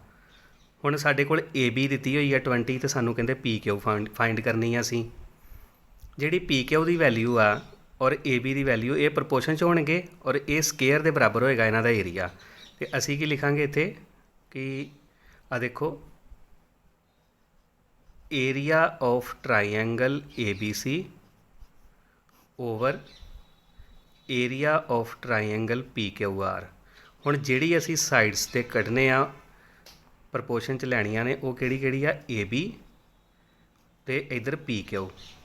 ਹੁਣ ਮੈਂ ਤੁਹਾਨੂੰ ਦੱਸਿਆ ਸੀ ਕਿ ਇਹਨਾਂ ਦਾ ਏਰੀਆ ਜਿਹੜਾ ਵਾ ਪ੍ਰਪੋਰਸ਼ਨ ਅਤੇ ਨਾਲ ਸਕੇਅਰ, ਇਹ ਦੋਨੋਂ ਚੀਜ਼ਾਂ ਹੁੰਦੀਆਂ ਨੇ। ਇਹਨਾਂ ਦੇ ਸਕੇਅਰ ਲਿਖ ਲਏ। ਹੁਣ ਦੇਖੋ ਆਹ ਜਿਹੜਾ ਏਰੀਆ ਇਹਨਾਂ ਨੇ ਕਿਹਦੇ ਬਰਾਬਰ ਦਿੱਤਾ ਆ? 16/25। ਇਹਦੀ ਜਗ੍ਹਾ 'ਤੇ ਅਸੀਂ ਕੀ ਲਿਖਾਂਗੇ? 16/25। ਇੱਧਰ AB ਦੀ ਵੈਲਿਊ ਪੁੱਟ ਕਰ ਲਓ। AB ਸਾਨੂੰ ਦਿੱਤਾ ਹੋਇਆ 20, ਤੁਸੀਂ ਆਪਣੀ ਸ਼ੀਟ ਦੇ ਉੱਪਰ ਦੇਖਿਓ AB ਦੀ ਵੈਲਿਊ ਦਿੱਤੀ ਹੈ 20 ਦਾ ਸਕੇਅਰ ਓਵਰ PQ ਦਾ ਸਕੇਅਰ। ਇਹ ਲਿਖ ਲਿਆ। ਹੁਣ ਇਹਨੂੰ ਅਸੀਂ ਕੈਲਕੂਲੇਟ ਕਰਾਂਗੇ, ਸਾਡੇ ਕੋਲ ਪੀ ਕਿਊ ਦੀ ਵੈਲਿਊ ਆ ਜਾਏਗੀ। ਆ ਦੇਖੋ, ਇਹ ਆ ਗਿਆ 16/25, 20 ਦਾ ਸਕੇਅਰ 400 ਓਵਰ ਪੀ ਕਿਊ ਸਕੇਅਰ। ਇਹਨਾਂ ਦੀ ਕ੍ਰੋਸ ਮਲਟੀਪਲਾਈ ਕਰ ਦਿਓ। ਪੀ ਕਿਊ ਸਕੇਅਰ ਇੱਧਰ ਆ ਜਾਏਗਾ, ਇੱਧਰ ਆ ਗਿਆ ਪੀ ਕਿਊ ਦਾ ਸਕੇਅਰ, ਨਾਲ ਕਿੰਨਾ ਆ ਗਿਆ 16, ਇੱਧਰ ਕਿੰਨਾ ਆ ਗਿਆ 400 ਮਲਟੀਪਲਾਈ ਬਾਏ 25, ਕ੍ਰੋਸ ਮਲਟੀਪਲਾਈ। ਹੁਣ 16 ਇੱਧਰ ਆ ਕੇ ਡਿਵਾਈਡ ਕਰੇਗਾ। ਅਸੀਂ ਇੱਥੇ ਕਿਸ ਤਰ੍ਹਾਂ ਲਿਖਾਂਗੇ, ਪੀ ਕਿਊ ਦਾ square is equal to 400 multiply 25 over 16। ਹੁਣ ਇਹਦੀ ਕਟਿੰਗ ਕਰਾਂਗੇ ਤਾਂ ਸਾਡੇ ਕੋਲ ਆਨਸਰ ਆ ਜਾਏਗਾ। ਆ ਦੇਖੋ 16 ਦੇ ਟੇਬਲ ਨਾਲ 400 ਦੀ ਕਟਿੰਗ ਹੋ ਜਾਏਗੀ। 16 ਦੂਣਾ 32, 40 ਚੋਂ 32 ਗਏ 8 ਅਤੇ 0 80, 16 5 80। ਹੁਣ ਆ ਦੇਖੋ ਇੱਧਰ 25 ਗੁਣਾ 25 ਆ ਗਿਆ, ਅਤੇ ਅਸੀਂ ਇੱਥੋਂ ਪੀ ਕਿਊ ਦੀ ਵੈਲਿਊ ਫਾਈਂਡ ਕਰਨੀ ਆ, ਅਤੇ ਇੱਧਰੋਂ ਸਕੇਅਰ ਹਟਾਵਾਂਗੇ ਅਤੇ ਇਹਦੇ ਉੱਪਰ ਸਕੇਅਰ ਰੂਟ ਆ ਜਾਏਗਾ। 25 ਮਲਟੀਪਲਾਈ 25 ਦੇ ਉੱਪਰ, ਇਹ ਪੇਅਰ ਵਿੱਚ ਆ, ਅਤੇ ਪੀ ਕਿਊ ਦੀ ਵੈਲਿਊ ਕਿੰਨੀ ਆ ਗਈ 25। ਤੁਸੀਂ ਚਾਹੇ ਮਲਟੀਪਲਾਈ ਕਰਕੇ 625 ਲਿਖ ਕੇ ਸਕੇਅਰ ਰੂਟ ਕੱਢ ਲਓ, ਜਾਂ ਤੁਸੀਂ ਇਸ ਤਰ੍ਹਾਂ ਲਿਖ ਲਓ, ਅਤੇ ਪੀ ਕਿਊ ਦੀ ਵੈਲਿਊ ਕਿੰਨੀ ਆ ਗਈ 25। ਇਹ ਆਨਸਰ ਜੇ ਕੁਐਸਚਨ ਨੰਬਰ 13 ਦਾ। ਚਲੋ ਦੇਖਦੇ ਹਾਂ ਅਸੀਂ ਆਪਣੀ ਵਰਕਸ਼ੀਟ ਦੇ ਉੱਪਰ ਕੁਐਸਚਨ ਨੰਬਰ 13 ਅਤੇ ਆਨਸਰ 25, ਡੀ ਆਪਸ਼ਨ। ਇਹ ਇਹਦਾ ਆਨਸਰ ਜੇ 13ਵੇਂ ਕੁਐਸਚਨ ਦਾ 25। ਚਲੋ ਦੇਖਦੇ ਹਾਂ ਨੈਕਸਟ ਕੁਐਸਚਨ। ਆ ਦੇਖੋ ਬੱਚੇ, ਜਿਹੜਾ ਕੁਐਸਚਨ ਨੰਬਰ 14 ਵਾ ਉਹਦੇ 'ਚ ਕੀ ਲਿਖਿਆ ਕਿ ਦਿੱਤੇ ਗਏ ਚਿੱਤਰ ਵਿੱਚ ਡੀ ਈ ਪੈਰਲਲ ਬੀ ਸੀ ਹੈ, ਅਤੇ ਆ ਏ ਡੀ, ਟੀ ਬੀ ਅਤੇ ਏ ਈ ਦੀ ਵੈਲਿਊ ਦਿੱਤੀ, ਅਤੇ ਈ ਸੀ ਦੀ ਵੈਲਿਊ ਕਹਿੰਦੇ ਫਾਈਂਡ ਕਰੋ। ਆ ਦੇਖੋ, ਆ ਸਾਨੂੰ ਦਿੱਤੀ ਹੋਈ ਹੈ ਡਾਇਗਰਾਮ ਏ ਬੀ ਸੀ, ਅਤੇ ਉਹਦੇ ਵਿੱਚ ਡੀ ਈ ਆ ਪੈਰਲਲ ਦਿੱਤੀ ਆ। ਆ ਦੇਖੋ ਕੰਡੀਸ਼ਨ ਦਿੱਤੀ ਹੋਈ ਆ, A D 5, D B 8 centimetre, A E 7.5, ਅਤੇ ਫਾਈਂਡ ਕੀ ਕਹਿੰਦੇ ਆ ਈ ਸੀ। ਈ ਸੀ ਦੀ ਵੈਲਿਊ ਅਸੀਂ ਫਾਈਂਡ ਕਰਨੀ ਆ। ਚਲੋ ਦੇਖਦੇ ਹਾਂ ਇਹਦਾ ਸੋਲੂਸ਼ਨ। ਆ ਦੇਖੋ ਬੱਚਿਓ, 14ਵੇਂ ਕੁਐਸਚਨ ਸਾਨੂੰ ਡੀ ਈ ਪੈਰਲਲ ਬੀ ਸੀ ਦਿੱਤਾ। ਹੁਣ ਜਿਹੜੀਆਂ ਵੈਲਿਊਸ ਦਿੱਤੀਆਂ ਨੇ ਉਹ ਧਿਆਨ ਨਾਲ ਦੇਖਿਓ ਕਿਹੜੀ ਕਿਹੜੀ ਆ। ਏ ਡੀ 5 ਸੈਂਟੀਮੀਟਰ, ਆ ਦੇਖੋ ਏ ਡੀ ਇੱਥੋਂ ਤੱਕ ਕਿੰਨਾ ਵਾ 5 ਸੈਂਟੀਮੀਟਰ। ਉਸ ਤੋਂ ਬਾਅਦ ਡੀ ਬੀ, ਆ ਜਿਹੜੀ ਇੰਨੀ ਸਾਈਡ ਆ 8 ਸੈਂਟੀਮੀਟਰ। ਉਸ ਤੋਂ ਬਾਅਦ ਏ ਈ, ਇਹ ਵਾਲੀ 7.5 ਸੈਂਟੀਮੀਟਰ, ਅਤੇ ਈ ਸੀ ਇਹ ਅਸੀਂ ਫਾਈਂਡ ਕਰਨੀ ਆ। ਹੁਣ ਦੇਖੋ ਇਹਦੇ 'ਤੇ ਸਿੱਧੀ ਬੀ ਪੀ ਟੀ ਥਿਊਰਮ ਲੱਗ ਰਹੀ ਆ। ਇਹਨਾਂ ਦੇ ਵਿੱਚ ਪ੍ਰਪੋਰਸ਼ਨ 'ਚ ਆ ਜਾਣਗੀਆਂ ਏ ਡੀ ਓਵਰ ਡੀ ਬੀ ਅਤੇ ਏ ਈ ਓਵਰ ਈ ਸੀ। ਇਹ ਜਿਹੜੀ ਸਾਨੂੰ ਪਤਾ ਵੀ ਜਦੋਂ ਆਹ ਲਾਈਨ ਵਿੱਚ ਪੈਰਲਲ ਦਿੱਤੀ ਹੋਵੇ ਅਤੇ ਇਹਨਾਂ ਦੀਆਂ ਜਿਹੜੀਆਂ ਸਾਈਡਸ ਹੁੰਦੀਆਂ ਨੇ ਉਹ ਪ੍ਰਪੋਰਸ਼ਨ ਵਿੱਚ ਜਿਹੜੀਆਂ ਆ ਜਾਂਦੀਆਂ ਨੇ। ਆ ਦੇਖੋ ਅਸੀਂ ਇਹਨੂੰ ਲਿਖਣਾ ਕਿਸ ਤਰ੍ਹਾਂ ਵਾ ਕਿ D E parallel to B C, therefore ਇਹਦੇ 'ਚ ਕੀ ਆਏਗਾ, A D over D B is equal to A E over E C, sides proportion ਵਿੱਚ ਅਤੇ ਨਾਲ ਇਕੁਅਲ। ਹੁਣ ਇਹਨਾਂ ਨੂੰ ਕੀ ਕਰਾਂਗੇ, ਵੈਲਿਊਜ਼ ਜਿਹੜੀਆਂ ਦਿੱਤੀਆਂ ਨੇ ਉਹ ਪੁੱਟ ਕਰਾਂਗੇ। ਏ ਡੀ ਦੀ ਵੈਲਿਊ ਕਿੰਨੀ ਆ 5 ਸੈਂਟੀਮੀਟਰ, ਡੀ ਬੀ 8, ਏ ਈ 7.5, ਅਤੇ ਈ ਸੀ ਅਸੀਂ ਫਾਈਂਡ ਕਰਨੀ ਆ। ਇਹਨੂੰ ਐਜ਼ ਇਟ ਇਜ਼ ਲਿਖ ਲਾਂਗੇ, ਜਿਸ ਤਰ੍ਹਾਂ ਅਸੀਂ ਪਿਛਲਾ ਕੁਐਸਚਨ ਸੋਲਵ ਕੀਤਾ ਸੀ ਕ੍ਰੋਸ ਮਲਟੀਪਲਾਈ ਕਰਕੇ, ਬਿਲਕੁਲ ਐਜ਼ ਇਟ ਇਜ਼ ਉਸੇ ਤਰ੍ਹਾਂ ਹੀ। ਇੱਥੇ ਆ ਜਾਏਗਾ ਈ ਸੀ ਮਲਟੀਪਲਾਈ 5, 7.5 ਮਲਟੀਪਲਾਈ 8। ਹੁਣ ਇਹ 5 ਇੱਧਰ ਆ ਕੇ ਡਿਵਾਈਡ ਕਰੇਗਾ। E C is equal to 7.5 multiply 8 over 5। ਹੁਣ ਦੇਖੋ ਇਹਨੂੰ ਜਾਂ ਤਾਂ ਤੁਸੀਂ ਉੱਪਰ ਮਲਟੀਪਲਾਈ ਕਰ ਲਓ ਦੋਨਾਂ ਨੂੰ, ਫਿਰ 5 ਨਾਲ ਡਿਵਾਈਡ ਕਰ ਲਓ, ਜਾਂ ਤੁਸੀਂ ਇਹਨੂੰ ਸਿੱਧਾ ਡਿਵਾਈਡ ਕਰਕੇ ਫਿਰ ਮਲਟੀਪਲਾਈ ਕਰ ਲਓ। ਆ ਦੇਖੋ 5 ਨਾਲ ਇਹਦੀ ਕਟਿੰਗ ਕਰਾਂਗੇ ਅਤੇ ਕਿੰਨਾ ਆਏਗਾ 5 1 ਜਾਂ 5, ਅੱਗੇ ਡੈਸੀਮਲ, ਅਤੇ 5 5 ਜਾਂ 25, ਯਾਨੀ 25 5 25 15, ਯਾਨੀ ਕਿ 1.5, 15 5 75 ਹੁੰਦਾ, ਵਿੱਚ ਡੈਸੀਮਲ ਲੱਗਾ। 1.5 ਨੂੰ 5 ਨਾਲ ਕੀਤਾ ਅਤੇ 7.5। ਇਹਨੂੰ ਹੁਣ 8 ਨਾਲ ਮਲਟੀਪਲਾਈ ਕਰ ਲਓ ਅਤੇ ਸਾਡੇ ਕੋਲ ਈ ਸੀ ਦੀ ਵੈਲਿਊ ਆ ਜਾਏਗੀ 8 5 40 ਦਸ਼ਮਲਵ 8 1 8 ਅਤੇ 4 12, ਯਾਨੀ ਕਿ ਈ ਸੀ ਸਾਡੇ ਕੋਲ ਕਿੰਨਾ ਆ ਗਿਆ, ਈ ਸੀ ਇਜ਼ ਇਕੁਅਲ ਟੂ 12, ਨਾਲ ਸੈਂਟੀਮੀਟਰ ਜਿਹੜੇ ਇਹਦੇ ਯੂਨਿਟ ਸੀ ਉਹ ਲਿਖ ਲਏ। ਇਹ ਸਾਡੇ ਕੋਲ ਆਨਸਰ ਆ ਗਿਆ ਈ ਸੀ ਦਾ। ਹੁਣ ਦੇਖਦੇ ਹਾਂ ਵਰਕਸ਼ੀਟ ਦੇ ਉੱਪਰ ਕਿ ਇਹ ਵਾਲਾ ਆਨਸਰ ਜਿਹੜਾ ਵਾ ਕਿਹੜੀ ਆਪਸ਼ਨ ਨੰਬਰ ਕਿੰਨੇ 'ਤੇ ਦਿੱਤਾ ਆ ਵਾ। ਆ ਦੇਖੋ 14ਵੇਂ ਕੁਐਸਚਨ 'ਚ ਆਪਸ਼ਨ ਬੀ 12 ਸੈਂਟੀਮੀਟਰ ਸਾਡੇ ਕੋਲ ਇਹ ਆਨਸਰ ਆ ਗਿਆ 14ਵੇਂ ਕੁਐਸਚਨ ਦਾ। ਹੁਣ ਦੇਖਦੇ ਹਾਂ ਨੈਕਸਟ ਕੁਐਸਚਨ ਨੰਬਰ 15। ਉਹਦੇ ਵਿੱਚ ਕੀ ਆ ਕਿ ਦਿੱਤੇ ਗਏ ਚਿੱਤਰ ਵਿੱਚ D E parallel B C, ਜੇ A D 25, A E 10 centimetre ਅਤੇ ਬੀ ਡੀ ਬਰਾਬਰ x + 3 ਸੈਂਟੀਮੀਟਰ ਅਤੇ ਈ ਸੀ x ਸੈਂਟੀਮੀਟਰ ਹੈ, ਤਾਂ x ਦਾ ਮੁੱਲ ਪਤਾ ਕਰੋ। ਸੇਮ ਕੁਐਸਚਨ ਉਸੇ ਤਰ੍ਹਾਂ ਜਿਸ ਤਰ੍ਹਾਂ ਹੁਣੇ ਅਸੀਂ 14ਵਾਂ ਕੁਐਸਚਨ ਕੀਤਾ ਵਾ, ਸਿਰਫ ਇਹਦੀਆਂ ਵੈਲਿਊਜ਼ ਸਾਰੀਆਂ ਦਿੱਤੀਆਂ ਨੇ, ਅਸੀਂ ਉਹਨਾਂ ਨੂੰ ਲਿਖ ਲਾਂਗੇ। ਤੇ ਉਹੀ ਤਰੀਕਾ, ਚਲੋ ਕਰਦੇ ਹਾਂ ਸੋਲਵ ਇਹਨੂੰ। ਆ ਦੇਖੋ ਬੱਚਿਓ, 15ਵਾਂ ਕੁਐਸਚਨ, DE ਪੈਰਲਲ BC, ਇਹ ਸਾਨੂੰ ਪੈਰਲਲ ਦਿੱਤੀਆਂ ਹੋਈਆਂ ਨੇ ਦੋਨੋਂ, DE ਤੇ ਇਹ ਜਿਹੜੀ BC ਹੈ ਦੋਨੋਂ ਪੈਰਲਲ ਨੇ। ਹੁਣ ਬਾਕੀ ਸਾਨੂੰ ਸਾਰੀਆਂ ਜਿਹੜੀਆਂ ਸਾਈਡਸ ਆ, ਦੇਖੋ AD ਦਿੱਤੀ ਹੋਈ ਹੈ 25 ਤੇ DB x/3, AE 10 ਸੈਂਟੀਮੀਟਰ ਤੇ EC x ਸੈਂਟੀਮੀਟਰ। ਬਿਲਕੁਲ ਸੇਮ, ਜਦੋਂ ਦੋ ਆ ਜਿਹੜੇ ਟਰਾਇੰਗਲਸ ਵਿੱਚ ਦੋ ਜਿਹੜੀਆਂ ਲਾਈਨਾਂ ਪੈਰਲਲ ਦਿੱਤੀਆਂ ਹੋਣ ਤੇ ਉਹਨਾਂ ਦੀ ਜਿਹੜੀਆਂ ਸਾਈਡਸ ਨੇ ਉਹ ਪ੍ਰਪੋਰਸ਼ਨ ਦੇ ਵਿੱਚ ਵੰਡੀਆਂ ਜਾਂਦੀਆਂ ਨੇ। ਹੁਣ ਉਹ ਕਿਸ ਤਰ੍ਹਾਂ ਲਿਖਾਂਗੇ ਅਸੀਂ, ਬਿਲਕੁਲ ਜਿਹੜਾ ਪਿਛਲਾ ਕੁਐਸਚਨ ਕੀਤਾ ਅਸੀਂ ਉਹਦੀ ਤਰ੍ਹਾਂ, AD/DB is equal to AE/EC। ਇਹ ਲਿਖ ਲਿਆ। ਇਹਨਾਂ ਦੀਆਂ ਵੈਲਿਊਜ਼ ਪੁੱਟ ਕਰੋ ਇੱਥੋਂ। ਆ ਦੇਖੋ AD ਕਿੰਨਾ ਵਾ 25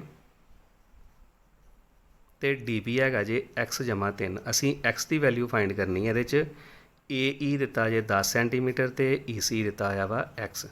ਉਸੇ ਤਰ੍ਹਾਂ ਹੀ ਜਿਸ ਤਰ੍ਹਾਂ ਪਿਛਲੇ ਕੁਐਸਚਨ ਸੋਲਵ ਕੀਤੇ ਆ, ਕ੍ਰੋਸ ਮਲਟੀਪਲਾਈ ਕਰਾਂਗੇ ਤੇ x ਦੀ ਵੈਲਿਊ ਫਾਈਂਡ ਕਰ ਲਾਂਗੇ। ਕ੍ਰੋਸ ਮਲਟੀਪਲਾਈ ਕੀਤੀ 25x, ਇੱਧਰ 10 ਦੇ ਨਾਲ ਮਲਟੀਪਲਾਈ ਹੋਏਗਾ x+3।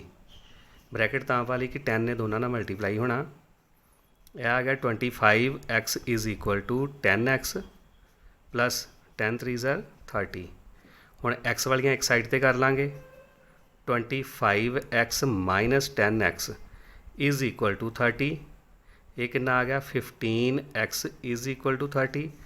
x is equal to 30/15, 15 2 30 ਤੇ x ਇਜ਼ ਇਕੁਅਲ ਟੂ ਕਿੰਨਾ ਆ ਗਿਆ, x is equal to 2 answer. ਯਾਨੀ x ਦੀ ਵੈਲਿਊ ਕਿੰਨੀ ਹੋਏਗੀ 2। ਹੁਣ ਦੇਖਦੇ ਹਾਂ ਅਸੀਂ ਵਰਕਸ਼ੀਟ ਦੇ ਉੱਪਰ ਕਿ 15ਵੇਂ ਕੁਐਸਚਨ ਦਾ ਜਿਹੜਾ ਆਨਸਰ ਵਾ ਉਹ ਕਿਹੜੀ ਆਪਸ਼ਨ ਵਾ। ਪਹਿਲੀ option x is equal to 2 answer, A option ਇਹਦਾ ਆਨਸਰ ਆ ਗਿਆ 15ਵੇਂ ਕੁਐਸਚਨ ਦਾ। ਚਲੋ ਦੇਖੋ ਕੁਐਸਚਨ ਨੰਬਰ 16 ਕੀ ਆ। ਕਹਿੰਦੇ ਜੇ ਤਿਕੋਣਾ ABC ਤੇ PQR ਵਿੱਚ ਉਹਨਾਂ ਦੀਆਂ ਆਹ ਸਾਈਡਸ ਦਿੱਤੀਆਂ ਨੇ ਵੀ ਪ੍ਰਪੋਰਸ਼ਨ ਵਿੱਚ ਹਨ, ਤਾਂ ਇਹ ਟਰਾਇੰਗਲਸ ਸਿਮੀਲਰ ਕਿਹੜੀ ਟਰਾਇੰਗਲ ਹੋਏਗੀ। ਹੁਣ ਆਹ ਥੱਲੇ 4 ਆਪਸ਼ਨਸ ਦਿੱਤੀਆਂ ਨੇ ਤੇ ਬੱਚਿਓ ਆਹ ਦੇਖੋ ਕੋਰਸਪੋਂਡਿੰਗ ਸਾਈਡਸ ਲਿਖੀਆਂ ਹੋਈਆਂ ਉਹਨਾਂ ਦੀਆਂ। ਮੈਂ ਤੁਹਾਨੂੰ ਕਾਪੀ 'ਤੇ ਲਿਖ ਕੇ ਤੇ ਫਿਰ ਸਮਝਾਉਣਾ ਇਹਦੇ ਬਾਰੇ। ਆਹ ਦੇਖੋ ਬੱਚਿਓ, ਜਿਹੜਾ 16ਵਾਂ ਕੁਐਸਚਨ ਵਾ ਉਹਦੇ 'ਚ 2 ਤਿਕੋਣਾ ਲਿਖ ਦਿੱਤੀਆਂ ਉਹਨਾਂ ਨੇ ਵੀ ABC ਤੇ PQR ਆ। ਉਹਨਾਂ ਦੇ ਵਿੱਚ ਆਹ ਕੰਡੀਸ਼ਨ ਦੇਤੀ ਕਿ AB ਜਿਹੜੀ ਸਾਈਡ ਵਾ ਉਹ ਦੂਸਰੀ ਜਿਹੜੀ ਟ੍ਰੀਪੋਜ ਵਾ ਉਹਦੀ ਕੋਰਸਪੋਂਡਿੰਗ ਸਾਈਡ QR ਦੇ ਨਾਲ ਪ੍ਰਪੋਰਸ਼ਨ ਵਿੱਚ ਆ। ਫਿਰ ਇਹ ਕਿਹਦੇ ਇਕੁਅਲ ਨੇ, ਜਿਹੜੀ ਪਹਿਲੀ ਟਰਾਇੰਗਲ BC ਉਹਦੀ ਸਾਈਡ ਜਿਹੜੀ ਆ ਉਹ PR ਨਾਲ ਪ੍ਰਪੋਰਸ਼ਨ 'ਚ ਆ ਤੇ CA PQ ਨਾਲ। ਬੱਚਿਓ ਆਹ ਕੰਡੀਸ਼ਨ ਦੇ ਨਾਲ ਅਸੀਂ ਟਰਾਇੰਗਲਸ ਦੇ ਨਾਮ ਰੱਖਾਂਗੇ। ਕਿਸ ਤਰ੍ਹਾਂ ਰੱਖਣਾ ਵਾ, ਮੈਂ ਨਾਮ ਨਹੀਂ ਰੱਖਿਆ। 2 ਟਰਾਇੰਗਲਸ ਬਣਾ ਲੀਆਂ, ਫਿਰ ਅਸੀਂ ਦੱਸਾਂਗੇ ਕਿ ਕਿਹੜੀਆਂ 2 ਟਰਾਇੰਗਲ ਆਪਸ ਵਿੱਚ ਸਿਮੀਲਰ ਨੇ। ਵੈਸੇ ਤਾਂ ਤੁਸੀਂ ਕੁਐਸਚਨ ਪੜ੍ਹੋਗੇ ਤੁਸੀਂ ਸੋਚੋਗੇ ਸਿੱਧਾ ਲਿਖ ਦੇਣਾ ਕਿ triangle ABC similar to triangle PQR, ਪਰ ਜਿਹੜੀ ਆਹ ਕੰਡੀਸ਼ਨ ਦਿੱਤੀ ਆ, ਅਗਰ ਇਹ ਕੰਡੀਸ਼ਨ ਵਾਕਿਆ ਹੀ ਸਹੀ ਆ, ਇਹਦੇ ਅਕੋਰਡਿੰਗਲੀ ਆ, ਤੇ ਫਿਰ ਤੇ ਅਸੀਂ ਇਹੀ ਲਿਖਾਂਗੇ। ਪਰ ਜੇ ਇਸ ਕੰਡੀਸ਼ਨ ਦੇ ਨਾਲ ਨਾਮ ਦੇ ਕੋਈ ਜਿਹੜੇ ਲੈਟਰ ਨੇ ਅੱਗੇ ਪਿੱਛੇ ਹੁੰਦੇ ਨੇ ਤੇ ਉਹ ਸਾਨੂੰ ਕਰਨੇ ਪੈਣਗੇ, ਫਿਰ ਅਸੀਂ ਸਿਮੀਲੈਰਿਟੀ ਦੱਸ ਸਕਦੇ ਹਾਂ। ਆ ਦੇਖੋ AB ਜਿਹੜੀ ਪ੍ਰਪੋਰਸ਼ਨ 'ਚ ਕਿਹਦੇ ਨਾਲ ਆ, QR ਨਾਲ, ਔਰ ਇਹ ਕੋਰਸਪੋਂਡਿੰਗ ਸਾਈਡਸ ਹੁੰਦੀਆਂ। ਜੇ ਮੰਨ ਲਓ ਮੈਂ AB ਲੈਣਾ ਇਹਨੂੰ, ਆ ਦੇਖੋ ਇਸ ਸਾਈਡ ਨੂੰ AB ਲੈ ਲਿਆ ਤੇ ਉਹ ਕਿਹਦੇ ਨਾਲ ਪ੍ਰਪੋਰਸ਼ਨ 'ਚ ਆ, QR ਨਾਲ। ਹੁਣ ਇਹੀ ਸੇਮ ਇਸੇ ਤਰ੍ਹਾਂ ਦੀ ਦੂਸਰੀ ਟਰਾਇੰਗਲ ਦੀ ਸਾਈਡ ਮੈਂ ਆ ਲਵਾਂਗਾ ਤੇ ਇਹਦਾ ਨਾਮ ਮੈਂ ਕੀ ਰੱਖੂੰਗਾ, QR, ਕਿਉਂਕਿ ਇਹ QR ਦੇ ਨਾਲ ਪ੍ਰਪੋਰਸ਼ਨ ਵਿੱਚ ਆ। ਹੁਣ ਦੂਸਰੇ ਪਾਸੇ ਦੇਖੋ, ਹੁਣ ਤੇ ਸਵਾਲ ਇੱਥੋਂ ਹੀ ਕਲੀਅਰ ਹੋ ਗਿਆ ਕਿ ਜਦੋਂ ਅਸੀਂ ਪਹਿਲਾ ਪ੍ਰਪੋਰਸ਼ਨ ਦੇਖ ਲਿਆ ਕਿਹੜੀ ਸਾਈਡ ਨਾਲ ਵਾ, ਤੇ ਲੈਟਰ ਤਾਂ ਇੱਕੋ ਇੱਕ ਬਚਿਆ। ਜਿਸ ਤਰ੍ਹਾਂ ਇੱਥੇ AB ਲਿਖ ਲਿਆ, ਇੱਥੇ C ਲਿਖ ਲਓ, ਤੇ ਇੱਥੇ QR ਲਿਖਿਆ ਤੇ ਇੱਥੇ P ਲਿਖ ਲਓ। ਪਰ ਮੈਂ ਤੁਹਾਨੂੰ ਫਿਰ ਵੀ ਅੱਗੇ ਐਕਸਪਲੇਨ ਕਰ ਦਿੰਦਾ। ਹੁਣ ਦੇਖੋ BC ਕਿਹਦੇ ਨਾਲ ਆ, PR ਨਾਲ। ਹੁਣ ਇਹ ਸਾਈਡ B ਤੇ ਇੱਥੇ ਜਾ ਕੇ ਬਣੇਗੀ C। ਇਹ ਕਿਹਦੇ ਨਾਲ ਆ, PR ਨਾਲ, ਤੇ P ਪੁਆਇੰਟ ਕਿੱਥੇ ਆਏਗਾ, ਇੱਥੇ। ਇਹ PR ਹੋ ਗਿਆ। ਹੁਣ ਜਿਹੜੀ ਤੀਸਰੀ ਸਾਈਡ ਕਿਹੜੀ ਬਚੀ, CA ਆਹ ਵਾਲੀ ਆ। ਆ ਦੇਖੋ BC ਇਹਦੇ ਨਾਲ ਹੋ ਗਈ PR ਨਾਲ, ਤੇ ਤੀਸਰੀ ਕਿਹੜੀ ਬਚੀ CA। ਇਹ ਸਾਈਡ ਜਿਹੜੀ ਆ ਉਹ ਕਿਹਦੇ ਨਾਲ ਪ੍ਰਪੋਰਸ਼ਨ 'ਚ ਆ, PQ ਨਾਲ, ਤੇ PQ ਆਹ ਵਾਲੀ ਸਾਈਡ ਬਣ ਗਈ। ਹੁਣ ਦੇਖੋ ਟਰਾਇੰਗਲ ਦੇ ਨਾਮ ਕੀ ਬਣੇ। ਦੇਖੋ ਟਰਾਇੰਗਲ ਦਾ ਨਾਮ ਪਹਿਲੀ ਦਾ ਕੀ ਬਣਿਆ, A B ਤੇ C ਸਿਮੀਲਰ ਕਿਹੜੀ ਟਰਾਇੰਗਲ ਨਾਲ ਹੋਇਆ। ਹੁਣ ਦੇਖੋ ਜਿਸ ਤਰ੍ਹਾਂ ਮੈਂ ਨਾਮ ਕਿੱਥੋਂ ਸ਼ੁਰੂ ਕੀਤਾ, A B ਤੇ C। ਹੁਣ ਜਿਹਦੇ ਨਾਲ ਇਹ ਪ੍ਰਪੋਰਸ਼ਨ ਸੀ ਉੱਥੋਂ ਹੀ ਨਾਮ ਸ਼ੁਰੂ ਕਰਨਾ, ਕਿਹਦੇ ਨਾਲ ਪ੍ਰਪੋਰਸ਼ਨ ਸੀ, corresponding sides Q R P. ਅਤੇ ਮੈਂ ਇੱਥੇ ਕੀ ਲਿਖੂੰਗਾ, ਕਿਊ ਆਰ ਪੀ। ਆਹ ਚੀਜ਼ ਦਾ ਤੁਸੀਂ ਧਿਆਨ ਰੱਖਣਾ ਜੇ ਕਿ ਜਦੋਂ ਅਸੀਂ ਦੋ ਟਰਾਇੰਗਲਸ ਨੂੰ ਕੰਪੇਅਰ ਕਰਕੇ ਸਿਮਿਲੈਰਿਟੀ ਚੈੱਕ ਕਰਦੇ ਹਾਂ, ਉਹਨਾਂ ਦੀ ਕੋਰਸਪੋਂਡਿੰਗ ਜਿਹੜੀ ਸਾਈਡਸ ਨੇ, ਨਾਮ ਅਸੀਂ ਉਸ ਤਰ੍ਹਾਂ ਹੀ ਲਿਖਣੇ ਆ। ਉਹਨੂੰ ਅਸੀਂ ਇੱਥੇ ਮੈਂ ਪੀ ਕਿਊ ਆਰ ਨਹੀਂ ਲਿਖ ਸਕਦਾ, ਉਹ ਗਲਤ ਹੋ ਜਾਏਗਾ। ਹੁਣ ਦੇਖੋ ਇਹ ਜਿਹੜਾ triangle A B C similar ਹੋਈ ਟਰਾਇੰਗਲ ਕਿਊ ਆਰ ਪੀ ਦੇ ਨਾਲ। ਇੱਕ ਅਸੀਂ ਸਿਮਿਲੈਰਿਟੀ ਆਹ ਲਿਖ ਲਈ। ਹੁਣ ਦੇਖੋ ਇਹਦੀ ਸਿਮਿਲੈਰਿਟੀ ਜਿਹੜੀ ਆ ਅਸੀਂ ਕਿਸੇ ਹੋਰ ਤਰੀਕੇ ਨਾਲ ਵੀ ਲਿਖ ਸਕਦੇ ਹਾਂ। ਹੁਣ ਮੈਂ ਇੱਕ ਤਰੀਕਾ ਤੁਹਾਨੂੰ ਦੱਸਦਾ ਕਿ ਅਸੀਂ ਏ ਬੀ ਸੀ ਤੋਂ ਸ਼ੁਰੂ ਕਰਾਂਗੇ ਅਤੇ ਕਿਊ ਆਰ ਪੀ ਆਏਗਾ। ਜੇ ਮੈਂ ਇਹਨੂੰ ਟਰਾਇੰਗਲ ਨੂੰ ਪੀ ਕਿਊ ਆਰ ਨਾਮ ਦੇ ਦਾਂ ਅਤੇ ਫਿਰ ਇਹਦਾ ਨਾਮ ਕੀ ਹੋਏਗਾ, ਸੀ ਏ ਬੀ। ਹੁਣ ਮੈਂ ਇਹਨੂੰ ਕਿਸ ਤਰ੍ਹਾਂ ਲਿਖਾਂਗਾ, ਫਿਰ ਇਹ ਟਰਾਇੰਗਲ ਜੇ ਮੈਂ ਮੰਨ ਲਓ ਪਹਿਲਾਂ ਲੈ ਲੈਣਾ ਸੀ ਏ ਬੀ, ਅਤੇ ਇਹ ਟਰਾਇੰਗਲ ਇਸ ਤਰ੍ਹਾਂ ਆ ਜਾਏਗੀ ਸੀ ਏ ਬੀ। ਇਹ ਸਿਮਿਲਰ ਹੋਏਗੀ ਕਿਹੜੀ ਟਰਾਇੰਗਲ ਦੇ ਨਾਲ, ਹੁਣ ਇੱਧਰੋਂ ਨਾਮ ਲੈਣਾ, ਜਿਸ ਤਰ੍ਹਾਂ ਸੀ ਏ ਬੀ ਲਿਖਿਆ ਉਦੋਂ ਕੀ ਲਿਖਾਂਗੇ, ਪੀ ਕਿਊ ਆਰ, ਅਤੇ ਇੱਥੇ ਆ ਜਾਏਗੀ ਪੀ ਕਿਊ ਆਰ। ਇਸ ਤਰ੍ਹਾਂ ਕਰਕੇ ਅਸੀਂ ਇਹਨਾਂ ਦੇ ਨਾਮ ਅਲੱਗ ਤਰੀਕੇ ਨਾਲ, ਜਿਸ ਤਰ੍ਹਾਂ ਮੰਨ ਲਓ ਮੈਂ ਬੀ ਏ ਸੀ ਲਿਖ ਲਾਂ ਅਤੇ ਫਿਰ ਆਰ ਕਿਊ ਪੀ ਆਏਗਾ, ਜੇ ਸੀ ਬੀ ਏ ਲਿਖ ਲਾਂ ਅਤੇ ਫਿਰ ਪੀ ਆਰ ਕਿਊ ਆਏਗਾ। ਅਸੀਂ ਸਿਮਿਲੈਰਿਟੀ ਇਸ ਤਰ੍ਹਾਂ ਚੈੱਕ ਕਰਨੀ ਆ। ਹੁਣ ਅਸੀਂ ਆਪਣੀਆਂ ਆਪਸ਼ਨਸ ਵਿੱਚ ਦੇਖਦੇ ਹਾਂ ਕਿ ਕੀ ਇਹਨਾਂ ਦੋਨਾਂ ਆਪਸ਼ਨਸ ਵਿੱਚੋਂ ਕੋਈ ਹੈਗੀ। ਜੇ ਨਹੀਂ ਹੋਏਗੀ ਤਾਂ ਫਿਰ ਅਸੀਂ ਅਲੱਗ ਤਰੀਕੇ ਨਾਲ ਲਿਖ ਲਾਂਗੇ। ਚਲੋ ਚੈੱਕ ਕਰਦੇ ਹਾਂ। ਪਹਿਲਾਂ ਅਸੀਂ ਕੁਐਸਚਨ ਦੇਖੀਏ ਆਪਣਾ। ਇਹਦੇ ਵਿੱਚ ਆਹ ਦੇਖੋ ਬੱਚਿਓ, ਜਿਹੜਾ 16ਵੇਂ ਕੁਐਸਚਨ ਦੀਆਂ ਜਿਹੜੀਆਂ ਆਪਸ਼ਨਸ ਦਿੱਤੀਆਂ ਨੇ ਉਹਦੇ 'ਚ ਟਰਾਇੰਗਲ ਪੀ ਕਿਊ ਆਰ ਅਤੇ ਏ ਬੀ ਸੀ, ਸਾਡੇ ਕੋਲ ਪੀ ਕਿਊ ਆਰ ਅਤੇ ਏ ਬੀ ਸੀ ਨਹੀਂ ਆਇਆ। ਆਹ ਦੇਖੋ ਏ ਬੀ ਸੀ ਨਾਲ ਕਿਊ ਆਰ ਪੀ ਆਇਆ। ਟਰਾਇੰਗਲ ਚਾਹੇ ਅੱਗੇ ਪਿੱਛੇ ਲਿਖ ਲਓ, ਉਹਦੇ ਨਾਲ ਕੋਈ ਫਰਕ ਨਹੀਂ ਪੈਂਦਾ। ਤੁਸੀਂ ਇਹਨੂੰ ਪਹਿਲਾਂ ਲਿਖ ਸਕਦੇ ਹੋ, ਇਹਨੂੰ ਬਾਅਦ 'ਚ ਲਿਖ ਸਕਦੇ ਹੋ। ਫਿਰ ਦੇਖੋ ਇੱਕ ਆਪਸ਼ਨ ਸਾਡੇ ਕੋਲ ਕਿਹੜੀ ਆ, ਪੀ ਕਿਊ ਆਰ ਦੇ ਨਾਲ ਸੀ ਏ ਬੀ। ਅਸੀਂ ਇਹ ਦੇਖੀਏ ਕਿ ਇਹ ਆਪਸ਼ਨ ਇਹਦੇ ਵਿੱਚ ਹੈਗੀ ਆ ਕਿ ਨਹੀਂ। ਆਹ ਦੇਖੋ ਪੀ ਕਿਊ ਆਰ ਨਾਲ ਸੀ ਬੀ ਏ ਆ, ਪੀ ਕਿਊ ਆਰ ਨਾਲ ਬੀ ਸੀ ਏ ਆ, ਅਤੇ ਪੀ ਕਿਊ ਆਰ ਨਾਲ ਸੀ ਏ ਬੀ ਆ। ਅਤੇ ਸਾਡੇ ਕੋਲ ਪੀ ਕਿਊ ਆਰ ਦੇ ਨਾਲ ਸੀ ਏ ਬੀ ਆਇਆ, ਯਾਨੀ ਕਿ ਸਾਡਾ ਜਿਹੜਾ ਆਨਸਰ ਵਾ ਉਹ ਆਪਸ਼ਨ ਡੀ ਆ, ਡੀ ਆਪਸ਼ਨ। ਤੁਸੀਂ ਇਸ ਨੂੰ ਅੱਗੇ ਵੀ ਲਿਖ ਸਕਦੇ ਹੋ, ਜਿਸ ਤਰ੍ਹਾਂ ਪੀ ਕਿਊ ਆਰ ਪਹਿਲਾਂ ਲਿਖ ਕੇ ਸੀ ਏ ਬੀ ਬਾਅਦ 'ਚ ਲਿਖ ਦਿਓ। ਟਰਾਇੰਗਲਸ ਦੋਨੋਂ ਹੀ ਸਿਮਿਲਰ ਨੇ ਅਤੇ ਨਾਮ ਅੱਗੇ ਪਿੱਛੇ ਵੀ ਹੋ ਸਕਦਾ ਵਾ। ਅਤੇ ਇਸ ਕਰਕੇ 16ਵੇਂ ਕੁਐਸਚਨ ਦਾ ਆਨਸਰ ਜਿਹੜਾ ਆਪਸ਼ਨ ਡੀ ਆਪਸ਼ਨ ਜਿਹੜਾ ਇਹਦਾ ਆਨਸਰ ਜੇ। ਇਹ ਤੁਸੀਂ ਆਪਣੀ ਵਰਕਸ਼ੀਟ ਦੇ ਉੱਪਰ ਲਗਾ ਲਿਓ। ਇਹ ਸਾਡਾ ਜਿਹੜਾ ਕੁਐਸਚਨ ਸੀਗਾ ਕੁਐਸਚਨ ਨੰਬਰ 16। ਇਸ ਤੋਂ ਬਾਅਦ ਦੇਖਦੇ ਹਾਂ ਕਿ ਕੁਐਸਚਨ ਨੰਬਰ 17। ਆਹ ਦੇਖੋ ਬੱਚੇ, ਜਿਹੜਾ 17ਵਾਂ ਕੁਐਸਚਨ ਆ, ਕਹਿੰਦੇ ਦੋ ਤਿਕੋਣਾਂ ਦੀਆਂ ਅਨੁਸਾਰੀ ਭੁਜਾਵਾਂ 9:4 ਦੇ ਅਨੁਪਾਤ ਵਿੱਚ ਹਨ। ਇਹਨਾਂ ਤਿਕੋਣਾਂ ਦੇ ਖੇਤਰਫਲਾਂ ਦਾ ਅਨੁਪਾਤ ਹੈ। ਤੁਸੀਂ ਆਪਣੀ ਵਰਕਸ਼ੀਟ ਲਾਗੇ ਰੱਖਿਓ। ਆਹ ਦੇਖੋ ਜਿਹੜਾ 9:4 ਵਿੱਚ ਦਿੱਤਾ ਵਾ ਉਹਨਾਂ ਦੀਆਂ ਭੁਜਾਵਾਂ ਦਾ ਅਨੁਪਾਤ। ਅਤੇ ਸਾਨੂੰ ਪਤਾ ਵੀ ਮੈਂ ਪਿੱਛੇ ਵੀ ਇੱਕ ਕੁਐਸਚਨ ਕਰਾਇਆ ਸੀ ਕਿ ਜਿਹੜਾ ਤਿਕੋਣਾਂ ਦਾ ਖੇਤਰਫਲ ਹੁੰਦਾ ਇਹਨਾਂ ਦੇ ਵਰਗਾਂ ਦੇ ਅਨੁਪਾਤ ਦੇ ਬਰਾਬਰ ਹੁੰਦਾ, ਯਾਨੀ ਕਿ ਇਹਨਾਂ ਦਾ ਅਨੁਪਾਤ ਲੈ ਲਾਂਗੇ ਤਾਂ ਉਹਨਾਂ ਦਾ ਵਰਗ ਕਰ ਲਾਂਗੇ। ਹੁਣ ਦੇਖੋ 9 ਦਾ ਵਰਗ ਕਿੰਨਾ ਹੁੰਦਾ, 9 ਨਾਲ 81 ਅਤੇ 4 ਚੌਕੇ 16, ਅਤੇ ਸਿੱਧਾ ਹੀ ਦੇਖੋ ਆਹ ਵਾਲਾ ਆਨਸਰ ਸੀ 81:16। ਸੀ ਆਪਸ਼ਨ ਇਹਦਾ ਆਨਸਰ ਹੋਏਗਾ 17ਵੇਂ ਕੁਐਸਚਨ ਦਾ। ਬਿਲਕੁਲ ਈਜ਼ੀ ਕੁਐਸਚਨ ਕਿ ਜਿਹੜਾ ਏਰੀਆ ਹੁੰਦਾ ਵਾ ਉਹ ਜਿਹੜਾ ਵਾ ਉਹਨਾਂ ਜਿਹੜੀਆਂ ਸਾਈਡਸ ਜਿਹੜੀਆਂ ਨੇ, ਜਿਹੜੀਆਂ ਸਾਨੂੰ ਪਹਿਲਾਂ ਰੇਸ਼ੋ 'ਚ ਯਾਨੀ ਪ੍ਰਪੋਰਸ਼ਨ 'ਚ ਦਿੱਤੀਆਂ ਹੋਈਆਂ ਨੇ, ਉਹਨਾਂ ਦੇ ਸਕੇਅਰ ਕਰ ਦੇਣੇ ਆ ਅਤੇ ਆਨਸਰ ਆ ਜਾਏਗਾ। ਆਹ ਦੇਖੋ 81 9 ਦਾ ਸਕੇਅਰ ਅਤੇ 4 ਦਾ ਸਕੇਅਰ 16, ਇਹੀ ਇਹਦਾ ਆਨਸਰ ਹੋਏਗਾ। ਕਿਉਂਕਿ ਸਾਨੂੰ ਪਤਾ ਵੀ ਜਿਹੜੇ ਏਰੀਆਸ ਨੇ ਉਹ ਸਕੇਅਰ ਵਿੱਚ ਹੁੰਦੇ ਨੇ, ਅਤੇ ਇਸ ਕਰਕੇ ਇਹਨਾਂ ਸਾਈਡਸ ਦਾ ਅਸੀਂ ਸਕੇਅਰ ਕਰਨਾ ਵਾ। ਇੱਥੇ ਆਪਸ਼ਨ ਵਿੱਚ 3:2 ਦਿੱਤਾ, ਭੁਲੇਖਾ ਪਾਇਆ ਕਿ ਸ਼ਾਇਦ ਇਹ ਮਤਲਬ ਕਿ ਸਕੇਅਰ ਵਿੱਚ ਨੇ ਅਤੇ ਇਹਨਾਂ ਦੇ ਸਕੇਅਰ ਰੂਟ ਕੱਢਣੇ ਹੋਣਗੇ, ਪਰ ਨਹੀਂ, ਇਸ ਤਰ੍ਹਾਂ ਨਹੀਂ ਗਾ।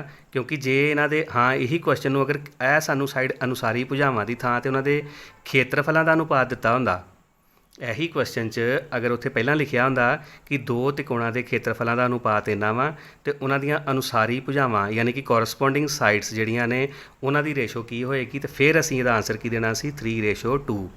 ਫਿਰ ਅਸੀਂ ਵਾਪਸ ਆਉਣਾ ਸੀ, ਇਹਨਾਂ ਦੇ ਸਕੇਅਰ ਰੂਟ ਲੈਣੇ ਸੀਗੇ, 9 ਦਾ ਸਕੇਅਰ ਰੂਟ 3 ਅਤੇ 4 ਦਾ ਸਕੇਅਰ ਰੂਟ 2, ਫਿਰ ਆਪਸ਼ਨ ਬੀ ਆਉਣਾ ਸੀ। ਪਰ ਇੱਥੇ ਕੁਐਸਚਨ ਸਾਨੂੰ ਕੋਰਸਪੋਂਡਿੰਗ ਸਾਈਡਸ ਤੋਂ ਰੇਸ਼ੋ ਜਿਹੜੀ ਆ ਏਰੀਆਸ ਦੀ ਪੁੱਛੀ ਆ, ਅਤੇ ਏਰੀਆਸ ਜਿਹੜੇ ਆ ਉਹ ਸਕੇਅਰ 'ਚ ਹੁੰਦੇ ਨੇ। ਆਹ ਦੇਖ ਲਓ ਤੁਸੀਂ, ਬਸ ਇਹਦਾ ਆਨਸਰ ਜਿਹੜਾ 17ਵਾਂ ਕੁਐਸਚਨ ਆ ਆਪਸ਼ਨ ਸੀ। ਅੱਗੇ ਦੇਖੋ ਬੱਚਿਓ ਕੁਐਸਚਨ ਨੰਬਰ 18 ਕੁਐਸਚਨ ਕੀ ਆ, ਜੇ ਟਰਾਈਐਂਗਲ DEF ਅਤੇ ਟਰਾਈਐਂਗਲ PQR ਵਿੱਚ ਕੋਣ D ਬਰਾਬਰ ਕੋਣ Q ਅਤੇ R ਕੋਣ ਜਿਹੜਾ ਵਾ E ਦੇ ਬਰਾਬਰ ਹੈ, ਤਾਂ ਜਿਹੜੀਆਂ ਟਰਾਇੰਗਲਸ ਨੇ ਉਹ ਕਿਹੜੀਆਂ ਹੋਣਗੀਆਂ। ਆਹ ਦੇਖੋ ਥੱਲੇ ਆਪਸ਼ਨਸ ਦਿੱਤੀਆਂ ਨੇ ਕਿ ਕਿਹੜੀ ਟਰਾਇੰਗਲ ਜਿਹੜੀ ਉਹ ਸਿਮਿਲਰ ਬਣਦੀ ਆ 4 ਆਪਸ਼ਨਸ ਦਿੱਤੀਆਂ ਨੇ। ਜਿਸ ਤਰ੍ਹਾਂ ਕੁਐਸਚਨ ਨੰਬਰ 16 ਕੀਤਾ ਸੀ ਉਸੇ ਤਰ੍ਹਾਂ ਹੀ ਅਸੀਂ ਕੁਐਸਚਨ ਨੰਬਰ 18 ਕਰਾਂਗੇ। ਮੈਂ ਤੁਹਾਨੂੰ ਡਾਇਗਰਾਮ ਬਣਾ ਕੇ ਤੇ ਫਿਰ ਸਮਝਾਉਣਾ। ਆ ਦੇਖੋ ਬੱਚਿਓ 18ਵੇਂ ਕੁਐਸਚਨ 'ਚ 2 ਟਰਾਇੰਗਲਸ ਦਿੱਤੀਆਂ, ਉਹਨਾਂ ਦੇ ਨਾਮ ਲਿਖੇ ਹੋਏ ਆ DEF ਤੇ PQR। ਹੁਣ ਟਰਾਇੰਗਲ ਜਿਹੜੀ ਆ ਉਹ ਬਿਲਕੁਲ 16ਵੇਂ ਕੁਐਸਚਨ ਦੀ ਤਰ੍ਹਾਂ ਉਹਦੇ 'ਚ ਸਾਨੂੰ ਸਾਈਡਸ ਦਿੱਤੀਆਂ ਸੀ ਪ੍ਰੋਪੋਰਸ਼ਨ 'ਚ, ਇਹ 'ਚ ਸਾਨੂੰ ਇਕੁਅਲ ਐਂਗਲ ਦਿੱਤੇ ਹੋਏ ਨੇ ਕਿ ਆਹ ਜਿਹੜੇ ਐਂਗਲ ਇਕੁਅਲ ਨੇ। ਹੁਣ ਅਸੀਂ ਜਿੱਥੇ ਐਂਗਲ ਲਵਾਂਗੇ ਇੱਕ ਟਰਾਇੰਗਲ ਦਾ, ਇੱਕ ਟਰਾਇੰਗਲ DEF ਵਾ ਤੇ ਦੂਸਰੀ ਟਰਾਇੰਗਲ PQR ਆ। ਹੁਣ ਦੇਖਦੇ ਹਾਂ ਕਿਹੜਾ ਐਂਗਲ ਕਿਹਦੇ ਨਾਲ ਬਰਾਬਰ ਆ। ਉਹ ਐਂਗਲ ਅਸੀਂ ਜਿੱਥੇ ਲਵਾਂਗੇ ਉੱਥੇ ਨਾਮ ਲਿਖ ਲਾਂਗੇ। ਜਿਸ ਤਰ੍ਹਾਂ ਐਂਗਲ D ਤੇ ਐਂਗਲ Q, ਇਹ ਦੋਨੋਂ ਜਿਹੜੇ ਨੇ ਉਹ ਕੀ ਨੇ ਆਪਸ ਵਿੱਚ ਇਕੁਅਲ। ਮੰਨ ਲਓ ਮੈਂ ਇੱਥੇ ਐਂਗਲ D ਲੈ ਲੈਣਾ ਪਹਿਲਾਂ, ਇਹ D। ਹੁਣ ਇਹ ਜਿਹੜਾ ਵਾ ਕੋਰਸਪੋਂਡਿੰਗ ਐਂਗਲ ਦੂਸਰੀ ਟਰਾਇੰਗਲ ਦੇ ਇਹਦੇ ਨਾਲ ਬਰਾਬਰ ਹੋਏਗਾ ਤੇ ਇਹਦਾ ਨਾਮ ਕੀ ਹੋਏਗਾ Q। ਦੂਸਰੇ ਪਾਸੇ ਐਂਗਲ R, ਉਹ ਕਿਹਦੇ ਬਰਾਬਰ ਆ ਐਂਗਲ E ਦੇ। ਜੇ ਮੈਂ ਇੱਥੇ D ਦੇ ਨਾਲ E ਐਂਗਲ ਇੱਥੇ ਲੈ ਲੈਣਾ ਤੇ ਇਹਦਾ ਐਂਗਲ ਕਿਹੜਾ ਹੋਏਗਾ ਐਂਗਲ R, ਕਿਉਂਕਿ PQR ਦੇ ਵਿੱਚ R ਵਾ ਤੇ ਇਸ ਐਂਗਲ ਦਾ ਨਾਮ ਕੀ ਹੋਏਗਾ ਐਂਗਲ R। ਹੁਣ ਆਹ ਜਿਹੜੇ ਨੇ ਕੋਰਸਪੋਂਡਿੰਗ ਐਂਗਲ ਬਣ ਗਏ, ਇਹ ਇਕੁਅਲ ਨੇ। ਹੁਣ ਟਰਾਇੰਗਲ 'ਚੋਂ ਨਾਮ ਕਿਹੜਾ ਬਚਿਆ DE ਤੇ F, ਇੱਥੇ F ਆ ਜਾਏਗਾ, ਇੱਥੇ QR ਤੇ ਇੱਧਰ P। ਹੁਣ ਦੇਖੋ ਬਿਲਕੁਲ ਸੇਮ ਉਸੇ ਤਰ੍ਹਾਂ ਹੀ ਜਿਸ ਤਰ੍ਹਾਂ ਅਸੀਂ ਪਿੱਛੇ ਕੁਐਸਚਨ 'ਚ ਕੀਤਾ ਸੀ 16ਵੇਂ 'ਚ। ਹੁਣ ਇਹਨਾਂ ਦੇ ਨਾਮ ਤੁਸੀਂ ਜਿੱਧਰੋਂ ਮਰਜ਼ੀ ਸ਼ੁਰੂ ਕਰ ਲਓ, ਤੁਸੀਂ ਆਪਣੀਆਂ ਆਪਸ਼ਨਸ ਦੇਖਣੀਆਂ ਨੇ। ਤੁਹਾਡੀਆਂ ਆਪਸ਼ਨਸ ਦੇ ਵਿੱਚ ਪਹਿਲਾਂ ਉਹਨਾਂ ਨੇ DEF ਲਿਆ, ਮੈਂ ਪਿਛਲੇ ਕੁਐਸਚਨ 'ਚ ਥੋੜ੍ਹਾ ਜਿਹਾ ਉਹ ਪਹਿਲਾਂ ਲਿਖ ਲਿਆ ਸੀਗਾ, ਜਿਸ ਤਰ੍ਹਾਂ PQR ਬਾਅਦ 'ਚ ਲਿਖਿਆ ਸੀ, ਉਹਦੇ ਨਾਲ ਕੋਈ ਫਰਕ ਨਹੀਂ ਪੈਂਦਾ। ਤੁਸੀਂ ਇਹਦੇ 'ਚ ਜਿਸ ਤਰ੍ਹਾਂ ਮਰਜ਼ੀ ਲਿਖ ਸਕਦੇ ਹੋ। ਟਰਾਇੰਗਲਸ ਜਿਹੜੀਆਂ ਸਿਮਿਲਰ ਨੇ ਉਹ ਸਿਮਿਲਰ ਹੀ ਲੈਣੀਆਂ ਨੇ, ਨਾਮ ਅੱਗੇ ਪਿੱਛੇ ਹੋ ਸਕਦਾ ਉਹਨਾਂ ਦਾ।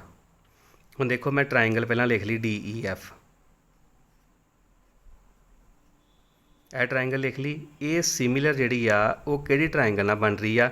ਹੁਣ ਦੇਖੋ ਮੈਂ ਜਿਸ ਤਰ੍ਹਾਂ ਨਾਮ ਲਿਆ DEF, ਅਸੀਂ ਕੀ ਲਿਖਾਂਗੇ QRP, ਤੇ ਇੱਥੇ ਦਾ ਨਾਮ ਲਿਖ ਲਓ QRP। ਬਿਲਕੁਲ ਉਸ ਤਰ੍ਹਾਂ ਨਾਮ ਚੱਲਣਾ ਜਿਸ ਤਰ੍ਹਾਂ ਇੱਧਰ ਲਿਆ DEF QRP। ਹੁਣ ਦੇਖੋ ਆਪਣੇ 18ਵੇਂ ਕੁਐਸਚਨ ਦੇ ਵਿੱਚ ਜਿਹੜੀ ਇਹ ਵਾਲੀ ਆਪਸ਼ਨ ਵਾ ਉਹ ਕਿਹੜੀ ਆਪਸ਼ਨ ਬਣਦੀ ਪਈ ਆ 18th ਕੁਐਸਚਨ ਦੇ ਵਿੱਚ। ਦੇਖੋ B ਆਪਸ਼ਨ, DEF ਤੇ QRP ਜਿਹੜੀ ਆ ਉਹ ਆਪਸ਼ਨ ਜਿਹੜੀ ਆ ਸਾਡੇ ਕੋਲ B ਆ, ਆਹ ਵਾਲੀ। ਆਹ ਦੇਖੋ DEF similar to triangle QRP। ਬਾਕੀ DEF ਨਾਲ ਅਲੱਗ ਨਾਮ ਦਿੱਤੇ ਹੋਏ ਨੇ, QPR ਜਾਂ ਪਹਿਲੀ ਵਿੱਚ ਅੱਗੇ RQP। ਹੁਣ ਤੁਹਾਨੂੰ ਸਮਝ ਲੱਗ ਗਈ, ਬਿਲਕੁਲ ਸਿੱਧਾ ਤੁਸੀਂ ਡਾਇਰੈਕਟ ਆਨਸਰ ਦੇ ਉੱਪਰ ਟਿਕ ਲਗਾਉਣੀ ਆ DEF similar to triangle QRP। ਅੱਗੇ ਦੇਖੋ ਕੁਐਸਚਨ ਨੰਬਰ 19, ਕਹਿੰਦੇ ਵੀ ਇਹ ਦਿੱਤਾ ਗਿਆ ਹੈ ਕਿ ਆਹ 2 ਟਰਾਇੰਗਲ ਸਿਮਿਲਰ ਨੇ, ਉਹਨਾਂ ਦੇ ਏਰੀਆਜ਼ ਆ ਜਿਹੜਾ ਪ੍ਰਪੋਰਸ਼ਨ ਦਿੱਤਾ ਹੈ ਉਹਨਾਂ ਦਾ 9/4 ਹੈ। ਤੇ ਜੇ BC 15 ਤੇ QR ਕਿਹਦੇ ਬਰਾਬਰ ਹੋਏਗਾ, ਯਾਨੀ ਕਿ BC ਦੀ ਵੈਲਿਊ 15 ਦਿੱਤੀ ਹੈ ਤੇ QR ਅਸੀਂ ਫਾਈਂਡ ਕਰਨਾ। ਤੇ 2 ਟਰਾਇੰਗਲਸ ਦਿੱਤੀਆਂ ਨੇ ਸਿਮਿਲਰ ABC ਤੇ PQR। ਹੁਣ ਦੇਖਦੇ ਹਾਂ ਇਸ ਕੁਐਸਚਨ ਦਾ ਸੋਲੂਸ਼ਨ। ਆ ਦੇਖੋ ਬੱਚਿਓ ਇਸ ਕੁਐਸਚਨ ਦੇ ਵਿੱਚ ਸਾਨੂੰ ਇਹ 2 ਜਿਹੜੀਆਂ ਟਰਾਇੰਗਲਸ ਉਹਨਾਂ ਦੇ ਏਰੀਆ ਦਾ ਜਿਹੜੀਆਂ ਕੋਰਸਪੋਂਡਿੰਗ ਸਾਈਡਸ ਦਾ ਜਿਹੜਾ ਪ੍ਰਪੋਰਸ਼ਨ ਦਿੱਤਾ ਹੋਇਆ ਵਾ ਉਹ ਏਰੀਅਸ ਦਾ ਵਾ। ਸਾਨੂੰ BC ਦਿੱਤੀ 15 ਸੈਂਟੀਮੀਟਰ ਤੇ QR ਅਸੀਂ ਫਾਈਂਡ ਕਰਨੀ। ਇਹਦੇ ਨਾਲ ਦਾ ਮੈਂ ਕੁਐਸਚਨ ਤੁਹਾਨੂੰ ਇੱਕ ਪਹਿਲਾਂ ਵੀ ਕਰਵਾਇਆ ਸੀ। ਸੇਮ ਉਸੇ ਤਰ੍ਹਾਂ ਹੀ ਕੀ ਲਿਖਾਂਗੇ ਅਸੀਂ ਕਿ area of triangle ABC over area of triangle PQR। ਹੁਣ ਜਿਹੜੀ ਸਾਨੂੰ ਸਾਈਡ ਚਾਹੀਦੀ ਆ ਕੋਰਸਪੋਂਡਿੰਗ ਸਾਈਡਸ ਦੇ ਜਿਹੜੇ ਸਕੇਅਰ ਹੋਏਗਾ BC ਦਾ ਸਕੇਅਰ ਓਵਰ QR ਦਾ ਸਕੇਅਰ। ਹੁਣ ਇਹਦੇ 'ਚ ਅਸੀਂ ਵੈਲਿਊ ਪੁੱਟ ਕਰਾਂਗੇ। ਹੁਣ ਆਹ ਦੇਖੋ ਇਹਨਾਂ ਦੀ ਵੈਲਿਊ ਕਿੰਨੀ ਆ 9/4, ਇੱਧਰ BC ਦੀ ਵੈਲਿਊ 15 ਦਾ ਸਕੇਅਰ ਤੇ ਜਿਹੜਾ QR ਆ ਅਸੀਂ ਉਹ ਫਾਈਂਡ ਕਰਨਾ ਵਾ, ਇਹਦਾ ਸਕੇਅਰ ਇਸੇ ਤਰ੍ਹਾਂ ਹੀ ਰਹੇਗਾ।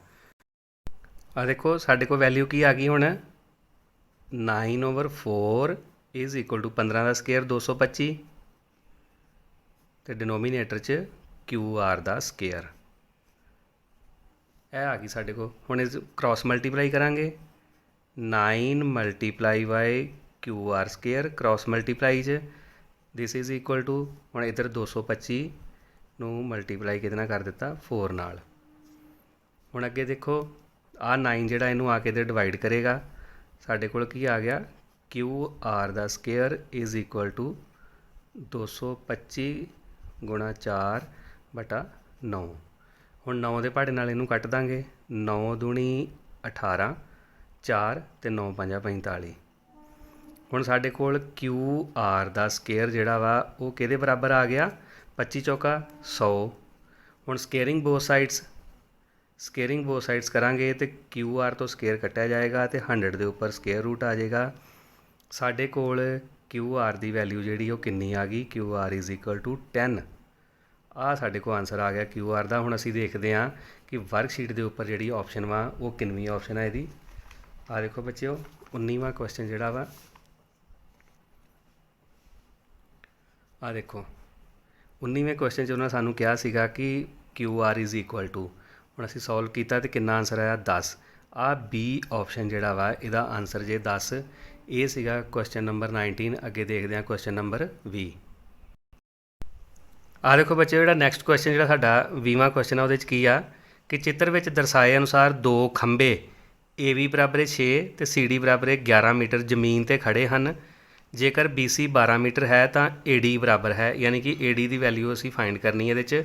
ਆਹ ਦੇਖੋ ਡਾਇਗਰਾਮ ਦਿੱਤੀ ਹੋਈ ਹੈ ਇਹਦੇ 'ਚ।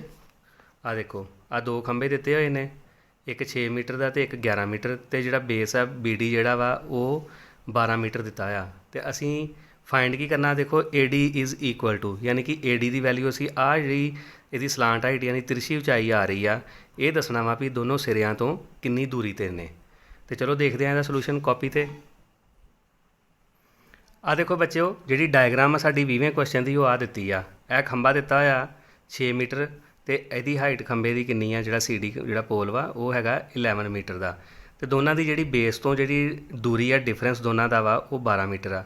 ਹੁਣ ਦੇਖੋ ਜਿਹੜੇ ਖੰਭੇ ਹੁੰਦੇ ਨੇ ਉਹ ਜ਼ਮੀਨ ਦੇ ਨਾਲ ਹਮੇਸ਼ਾ 90 ਡਿਗਰੀ ਦੇ ਕੋਣ 'ਤੇ, ਯਾਨੀ ਕਿ ਬਿਲਕੁਲ ਸਿੱਧੇ ਖੜ੍ਹੇ ਹੁੰਦੇ ਨੇ, ਪਰਪੈਂਡੀਕੂਲਰ ਹੁੰਦੇ ਨੇ, ਜਿਨ੍ਹਾਂ ਨੂੰ ਅਸੀਂ ਲੰਬ ਵੀ ਕਹਿ ਸਕਦੇ ਹਾਂ। ਅਤੇ ਹੁਣ ਜਿਹੜੀ ਆ AD ਦੀ ਲੰਬਾਈ ਉਹਨਾਂ ਨੇ ਕਿਹਾ ਪਤਾ ਕਰੋ ਵੀ ਇਹ ਕਿੰਨੀ ਹੋਏਗੀ। ਹੁਣ ਇਹ ਪਤਾ ਕਿਸ ਤਰ੍ਹਾਂ ਕਰਨਾ? ਅਸੀਂ ਦੇਖੋ, ਜਦੋਂ ਇਸ ਤਰ੍ਹਾਂ ਦਾ ਕੋਈ ਕੁਐਸਚਨ ਆਉਂਦਾ ਵਾ, ਸਾਨੂੰ ਉਹਦਾ ਬੇਸ ਦਿੱਤਾ ਹੁੰਦਾ, ਅਸੀਂ ਇਹਦੇ ਪੈਰਲਲ ਬਿਲਕੁਲ ਇਸ ਪੁਆਇੰਟ ਤੋਂ ਅਸੀਂ ਇੱਥੇ ਇੱਕ ਲਾਈਨ ਕੰਸਟਰਕਟ ਕਰਾਂਗੇ ਇਸ ਤਰ੍ਹਾਂ ਇੱਥੇ। ਹੁਣ ਦੇਖੋ ਇਹਦਾ ਐਂਗਲ ਵੀ 90 ਡਿਗਰੀ ਹੋਏਗਾ, ਆਹ ਵਾਲਾ, ਅਤੇ ਇਹਦੀ ਜਿਹੜੀ ਇੱਥੋਂ ਲੈ ਕੇ A ਤੋਂ ਲੈ ਕੇ ਮੰਨ ਲਓ ਇੱਥੇ ਮੈਂ ਪੁਆਇੰਟ ਲੈ ਲੈਣਾ E ਨਵਾਂ ਬਿੰਦੂ, ਅਤੇ ਇਹ ਵੀ 12 ਮੀਟਰ ਹੀ ਹੋਏਗੀ ਦੂਰੀ, ਕਿਉਂਕਿ ਖੰਭੇ ਬਿਲਕੁਲ ਸਿੱਧੇ ਹੁੰਦੇ ਨੇ। ਇਹਦੇ ਸਿਰੇ ਤੋਂ ਦੂਸਰੇ ਖੰਭੇ ਤੱਕ ਜੇ ਇੱਥੇ ਮਿਣਤੀ ਕਰਾਂਗੇ ਤਾਂ ਉਹ ਵੀ 12 ਮੀਟਰ ਹੀ ਆਏਗੀ। ਖੰਭੇ ਸਿੱਧੇ ਨੇ। ਹੁਣ ਦੇਖੋ ਆਹ ਸਾਡੇ ਕੋਲ ਇੱਕ ਸਮਕੋਣੀ ਤ੍ਰਿਭੁਜ ਬਣ ਗਈ। ਸਮਕੋਣੀ ਤ੍ਰਿਭੁਜ ਦੇ ਵਿੱਚ ਸਾਡੇ ਕੋਲ ਆਧਾਰ ਦਿੱਤਾ ਹੋਇਆ 12 ਮੀਟਰ। ਦੇਖੋ ਆਹ ਸਾਰੀ ਹਾਈਟ ਸੀ ਪੂਰੇ ਖੰਭੇ ਦੀ 11 ਮੀਟਰ, ਅਤੇ ਆਹ ਹੈਗੀ ਆ 6 ਮੀਟਰ ਦੀ। ਜਦੋਂ ਅਸੀਂ ਪੂਰੇ ਖੰਭੇ 'ਚੋਂ 11 ਮੀਟਰ 'ਚੋਂ ਆਹ ਥੱਲੇ ਵਾਲੇ ਖੰਭੇ ਦੀ ਹਾਈਟ ਜਿਹੜੀ 6 ਮੀਟਰ ਘਟਾ ਦਾਂਗੇ, ਅਤੇ ਆਹ ਜਿਹੜਾ ਉੱਪਰਲਾ ਬਾਕੀ ਹਿੱਸਾ ਬਚੇਗਾ ਉਹ ਕਿੰਨਾ ਬਚੇਗਾ? ਉਹ ਬਚੇਗਾ 5 ਮੀਟਰ। ਇਹ ਤੁਸੀਂ ਡਾਇਗਰਾਮ ਸਮਝ ਰਹੇ ਹੋ ਨਾ? ਪੂਰਾ ਖੰਭਾ ਸੀਗਾ 11 ਮੀਟਰ ਲੰਬਾ, ਇੱਥੋਂ ਤੱਕ ਖੰਭਾ ਹੈਗਾ 6 ਮੀਟਰ। ਆਹ ਦੇਖੋ ਇਹਦੇ ਬਰਾਬਰ ਬਿਲਕੁਲ ਜਿੰਨਾ ਆਹ ਖੰਭਾ ਸੀ ਉਹਦੇ ਬਰਾਬਰ ਪੂਰਾ 6 ਮੀਟਰ। 6 ਅਤੇ 5 11, 11 ਚੋਂ 6 ਮਾਈਨਸ ਕੀਤੇ ਅਤੇ 5, ਆਹ ਹਾਈਟ ਇੰਨੀ ਆ ਗਈ DE 5 ਮੀਟਰ ਆ ਗਿਆ। ਬੇਸ ਜਿਹੜਾ ਆਧਾਰ ਵਾ ਉਹ AE 12 ਮੀਟਰ ਆ ਗਿਆ, ਅਤੇ AD ਕਰਨ ਆ ਗਿਆ। ਹੁਣ ਅਸੀਂ ਇਸ ਕੁਐਸਚਨ ਨੂੰ ਪਾਇਥਾਗੋਰਸ ਥਿਊਰਮ ਦੇ ਹਿਸਾਬ ਨਾਲ ਸੋਲਵ ਕਰ ਲਾਂਗੇ। ਹੁਣ ਪਾਇਥਾਗੋਰਸ ਥਿਊਰਮ ਦੇ ਵਿੱਚ ਕੀ ਹੁੰਦਾ ਕਿ ਕਰਨ ਦਾ ਵਰਗ, ਮੈਂ ਪਿੱਛੇ ਵੀ ਤੁਹਾਨੂੰ ਕਈ ਵਾਰੀ ਜਦੋਂ ਇਹਦੇ ਨਾਲ ਦੇ ਕੁਐਸਚਨ ਕਰਾਏ ਆ ਉਹਦੇ 'ਚ ਤੁਹਾਨੂੰ ਦੱਸਿਆ ਆ ਕਿ ਕਰਨ ਦਾ ਵਰਗ ਬਰਾਬਰ ਆਧਾਰ ਦਾ ਵਰਗ ਜਮਾ ਲੰਬ ਦਾ ਵਰਗ। ਹੁਣ ਕਰਨ ਜਿਹੜਾ ਵਾ ਉਹ ਹੈਗਾ AD ਦਾ ਸਕੇਅਰ, ਆਧਾਰ ਹੈਗਾ AE ਦਾ ਸਕੇਅਰ, ਅਤੇ ਲੰਬ ਹੈਗਾ ਜੇ ED ਲਿਖ ਲਓ ਚਾਹੇ DE ਲਿਖ ਲਓ, ਇਹਦਾ ਸਕੇਅਰ। ਹੁਣ ਜਿਹੜੀ ਵੈਲਿਊ ਹੈਗੀ ਉਹ ਅਸੀਂ ਪੁੱਟ ਕਰ ਲਾਂਗੇ। ਕੁਐਸਚਨ ਦੇ ਵਿੱਚ AD ਦੀ ਹਾਈਟ ਉਹਨਾਂ ਨੇ ਕਿਹਾ ਪਤਾ ਕਰਨੀ ਆ, ਯਾਨੀ ਕਿ ਇਹਦੀ ਲੰਬਾਈ ਜਿਹੜੀ ਆ AD ਦੀ ਉਹ ਅਸੀਂ ਪਤਾ ਕਰਨੀ ਆ, ਲੰਬਾਈ ਇਹਦੀ ਕਿੰਨੀ ਆ। ਹੁਣ ਇੱਥੇ ਅਸੀਂ ਲਿਖਾਂਗੇ AD ਸਕੇਅਰ, AE ਦੀ ਵੈਲਿਊ 12 ਦਾ ਸਕੇਅਰ, ਅਤੇ DE ਕਿੰਨਾ ਆਇਆ ਸੀਗਾ 5, ਇਹਦਾ ਸਕੇਅਰ। ਹੁਣ ਇਹਨਾਂ ਨੂੰ ਸੋਲਵ ਕਰ ਲਓ। AD ਦਾ ਸਕੇਅਰ = ਇਹ ਆ ਗਿਆ 144, ਅਤੇ ਇਹ ਕਿੰਨਾ ਆ ਗਿਆ 25। ਹੁਣ AD ਦਾ ਸਕੇਅਰ ਕਿਹਦੇ ਬਰਾਬਰ ਆ ਗਿਆ 169 ਪਲੱਸ ਕੀਤਾ ਅਤੇ 169, तो ए डी किहदे बराबर आ गया स्केयर रूट 169। जो स्केयर उधरों हटाया स्केयरिंग बो साइड्स किया तो ए डी की वैल्यू फिर कितनी आ गई 13 क्योंकि 13 169 होंदा तो यदा आंसर ए डी आ गया 13 सेंटीमीटर ਜਾਂ 13 मीटर क्योंकि ਇਹਦਾ यूनिट मीटर ਦਿੱਤੇ ਨੇ। ਇਹ ਏ ਡੀ ਦਾ ਆਂਸਰ ਆ ਗਿਆ 13 ਮੀਟਰ। ਹੁਣ ਦੇਖੋ ਸਾਡਾ ਇਹ 20ਵਾਂ ਕੁਐਸਚਨ ਜਦੋਂ ਅਸੀਂ ਸ਼ੀਟ ਦੇ ਉੱਪਰ ਦੇਖਦੇ ਹਾਂ ਤੇ ਇਹਦੀ ਆਪਸ਼ਨ ਦੇਖਾਂਗੇ ਕਿ ਕਿਹੜੀ ਆਪਸ਼ਨ ਹੈ ਇਹਦੀ 13 ਮੀਟਰ। ਪਹਿਲੀ ਆਪਸ਼ਨ ਏ 13 ਮੀਟਰ। ਇਹ ਸਾਡਾ 20ਵੇਂ ਕੁਐਸਚਨ ਦਾ ਆਂਸਰ ਸੀਗਾ। ਬਿਲਕੁਲ ਸੌਖਾ। ਜਦੋਂ ਵੀ ਇਸ ਤਰ੍ਹਾਂ ਦਾ ਕੁਐਸਚਨ ਆਏ ਧਿਆਨ ਰੱਖਿਓ। ਉਸ ਤੋਂ ਬਾਅਦ ਦੇਖੋ ਅੱਗੇ question number 21। Triangle A B C ਸਮਰੂਪ ਆ ਟਰਾਇੰਗਲ ਡੀ ਈ ਐਫ ਦੇ। Area triangle A B C ਦਾ 64 ਸੈਂਟੀਮੀਟਰ ਸਕੇਅਰ ਅਤੇ area triangle D E F ਦਾ 144 ਸੈਂਟੀਮੀਟਰ ਸਕੇਅਰ ਦਿੱਤਾ ਹੋਇਆ। ਕਹਿੰਦੇ ਜੇ ਈ ਐਫ 6 ਸੈਂਟੀਮੀਟਰ ਆ ਤਾਂ ਬੀ ਸੀ ਕਿਹਦੇ ਬਰਾਬਰ ਹੋਏਗਾ। ਯਾਨੀ ਕਿ ਅਸੀਂ ਬੀ ਸੀ ਦੀ ਵੈਲਿਊ ਫਾਈਂਡ ਕਰਨੀ ਆ। ਜਿਸ ਤਰ੍ਹਾਂ ਪਿੱਛੇ ਕੁਐਸਚਨ ਕੀਤੇ ਆ ਦੇਖਦੇ ਹਾਂ ਇਹਦਾ ਵੀ ਸੋਲੂਸ਼ਨ ਕਿ ਇਹ ਕਿਸ ਤਰ੍ਹਾਂ ਕਰਨਾ। ਆ ਦੇਖੋ ਬੱਚਿਓ ਸਾਨੂੰ area of triangle A B C 64 centimetre square ਅਤੇ area of triangle D E F 144 centimetre square ਦਿੱਤਾ ਸੀ। ਦੋਨੋਂ ਟਰਾਇੰਗਲਾਂ ਆਪਸ ਵਿੱਚ ਸਿਮੀਲਰ ਨੇ ਯਾਨੀ ਸਮਰੂਪ ਨੇ। ਹੁਣ ਅਸੀਂ ਜਿਹੜੀ ਵੈਲਿਊ ਫਾਈਂਡ ਕਰਨੀ ਆ ਉਹ ਅਸੀਂ ਕਿਹੜੀ ਕਰਨੀ ਆ ਜਿਹੜੀ ਬੀ ਸੀ ਦੀ। ਤਾਂ ਚਲੋ ਦੇਖਦੇ ਹਾਂ ਪਹਿਲਾਂ ਕਿ ਏਰੀਆ ਆਫ ਟਰਾਇੰਗਲ ਜਿਹੜਾ ਏ ਬੀ ਸੀ ਆ ਅਤੇ area of triangle D E F. ਹੁਣ ਸਾਡੇ ਕੋਲ ਸਾਈਡਸ ਕਿਹੜੀਆਂ B C over E F. ਆ ਦੇਖੋ ਆਹ ਸਾਈਡਸ ਜਿਹੜੀਆਂ ਨੇ ਇਹ ਅਸੀਂ ਲੈਣੀਆਂ ਨੇ। ਇਹਨਾਂ ਦਾ ਸਕੇਅਰ ਇਹ ਸਾਡੇ ਕੋਲ ਇਹਦੇ ਇਕੁਅਲ ਹੁੰਦੇ ਆ ਜਿਹੜੇ ਏਰੀਏ ਹੁੰਦੇ ਨੇ। ਪਿੱਛੇ ਵੀ ਸਵਾਲਾਂ 'ਚ ਤੁਹਾਨੂੰ ਦੱਸਿਆ। ਹੁਣ ਦੇਖੋ ਆਹ ਜਿਹੜਾ ਵਾ ਏਰੀਆ ਸਾਨੂੰ ਕਿਹਦੇ ਬਰਾਬਰ ਦਿੱਤਾ 64/144 ਦੇ। ਅਸੀਂ ਇੱਥੇ ਲਿਖ ਲਾਂਗੇ। ਹੁਣ ਦੇਖੋ ਆਪਣੀ ਵਰਕਸ਼ੀਟ ਦੇ ਵਿੱਚ ਜਿਹੜੀ ਦਿੱਤੀ ਹੋਈ ਆ ਈ ਐਫ ਦੀ ਵੈਲਿਊ ਦਿੱਤੀ ਹੈ 6 ਸੈਂਟੀਮੀਟਰ। ਅਸੀਂ ਉਹ ਇੱਥੇ ਭਰਾਂਗੇ।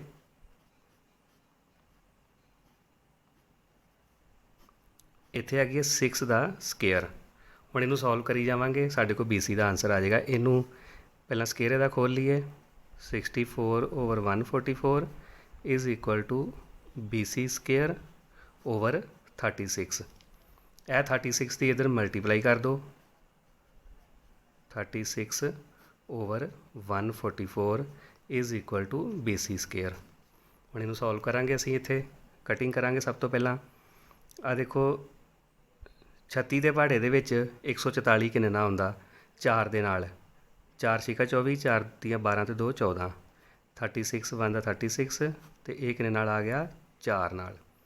36 ਚੌਕਾ 144। ਹੁਣ 4 ਦੇ ਪਹਾੜੇ 'ਚ 16 ਚੌਕੇ 64। 4 ਏਕਮ 4 ਅਤੇ 16 ਚੌਕੇ 64। ਹੁਣ ਕਿੰਨਾ ਆ ਗਿਆ ਬੀ ਸੀ ਸਕੇਅਰ 16 ਬਰਾਬਰ ਬੀ ਸੀ ਦਾ ਸਕੇਅਰ। ਜਦੋਂ ਸਕੇਅਰਿੰਗ ਬੋ ਸਾਈਡਸ ਕੀਤਾ ਅਤੇ ਜਿਹੜਾ 16 ਵਾ ਉਹਦੇ ਉੱਪਰ ਕੀ ਆ ਜਾਏਗਾ ਸਕੇਅਰ ਰੂਟ।